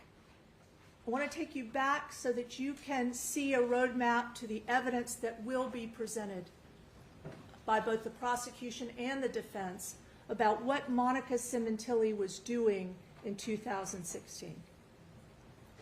She was 44 years old in 2016. She was no longer working as she once had at an elementary school locally where she helped teach and care for autistic children in an elementary school. She had been a stay-at-home mom with 2 teenage daughters, and as they started to get more active in their own lives, Monica decided to join a gym. And she joined the LA Fitness Club, where she started to work out and train with a trainer, and she decided to join the club's racquetball team. And the coach of that racquetball team, the head coach of that league, was Robert Baker. You'll hear that Fabio was traveling more and more for his job. You'll hear that the girls were no longer all the time at home.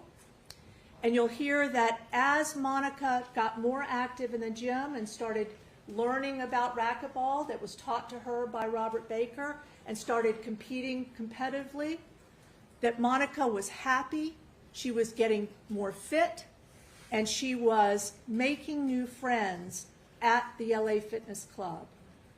You'll hear that she started being friendly with some of the girls from the club. They would go out for karaoke. You will hear that she's developed a new circle of friends in her life from her activities at LA Fitness. And you will also hear, ladies and gentlemen, that when she joined the racquetball team and started training at LA Fitness, that Robert Baker started to have more and more a role in Monica Cementilli's life. This is not a case where Monica Cementilli went looking for Robert Baker. What you will learn is that this is going to be a case where Robert Baker went looking for Monica. I'm sorry, counsel. We're going to take our lunch recess this time. Hope this is a good time for you. Sure. Ladies and gentlemen, we're going to be in recess until 1:30. The admission applies not to discuss this case among yourselves with anyone else or form expressing an opinion until the cause is finally submitted to you. Have a good lunch. I'll see you at 1:30.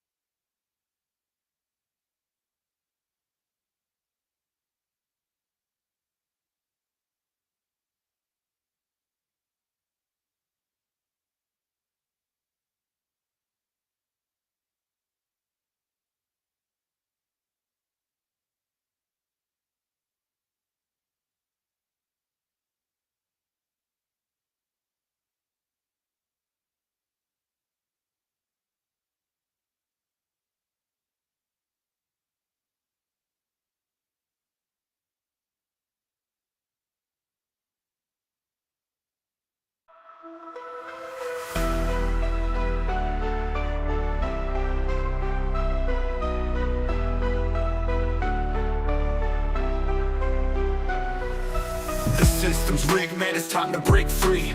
Eyes wide open, gotta see what I see. Standing on the front lines, fighting for the truth. Lift the veil of lies, it's time to be the proof.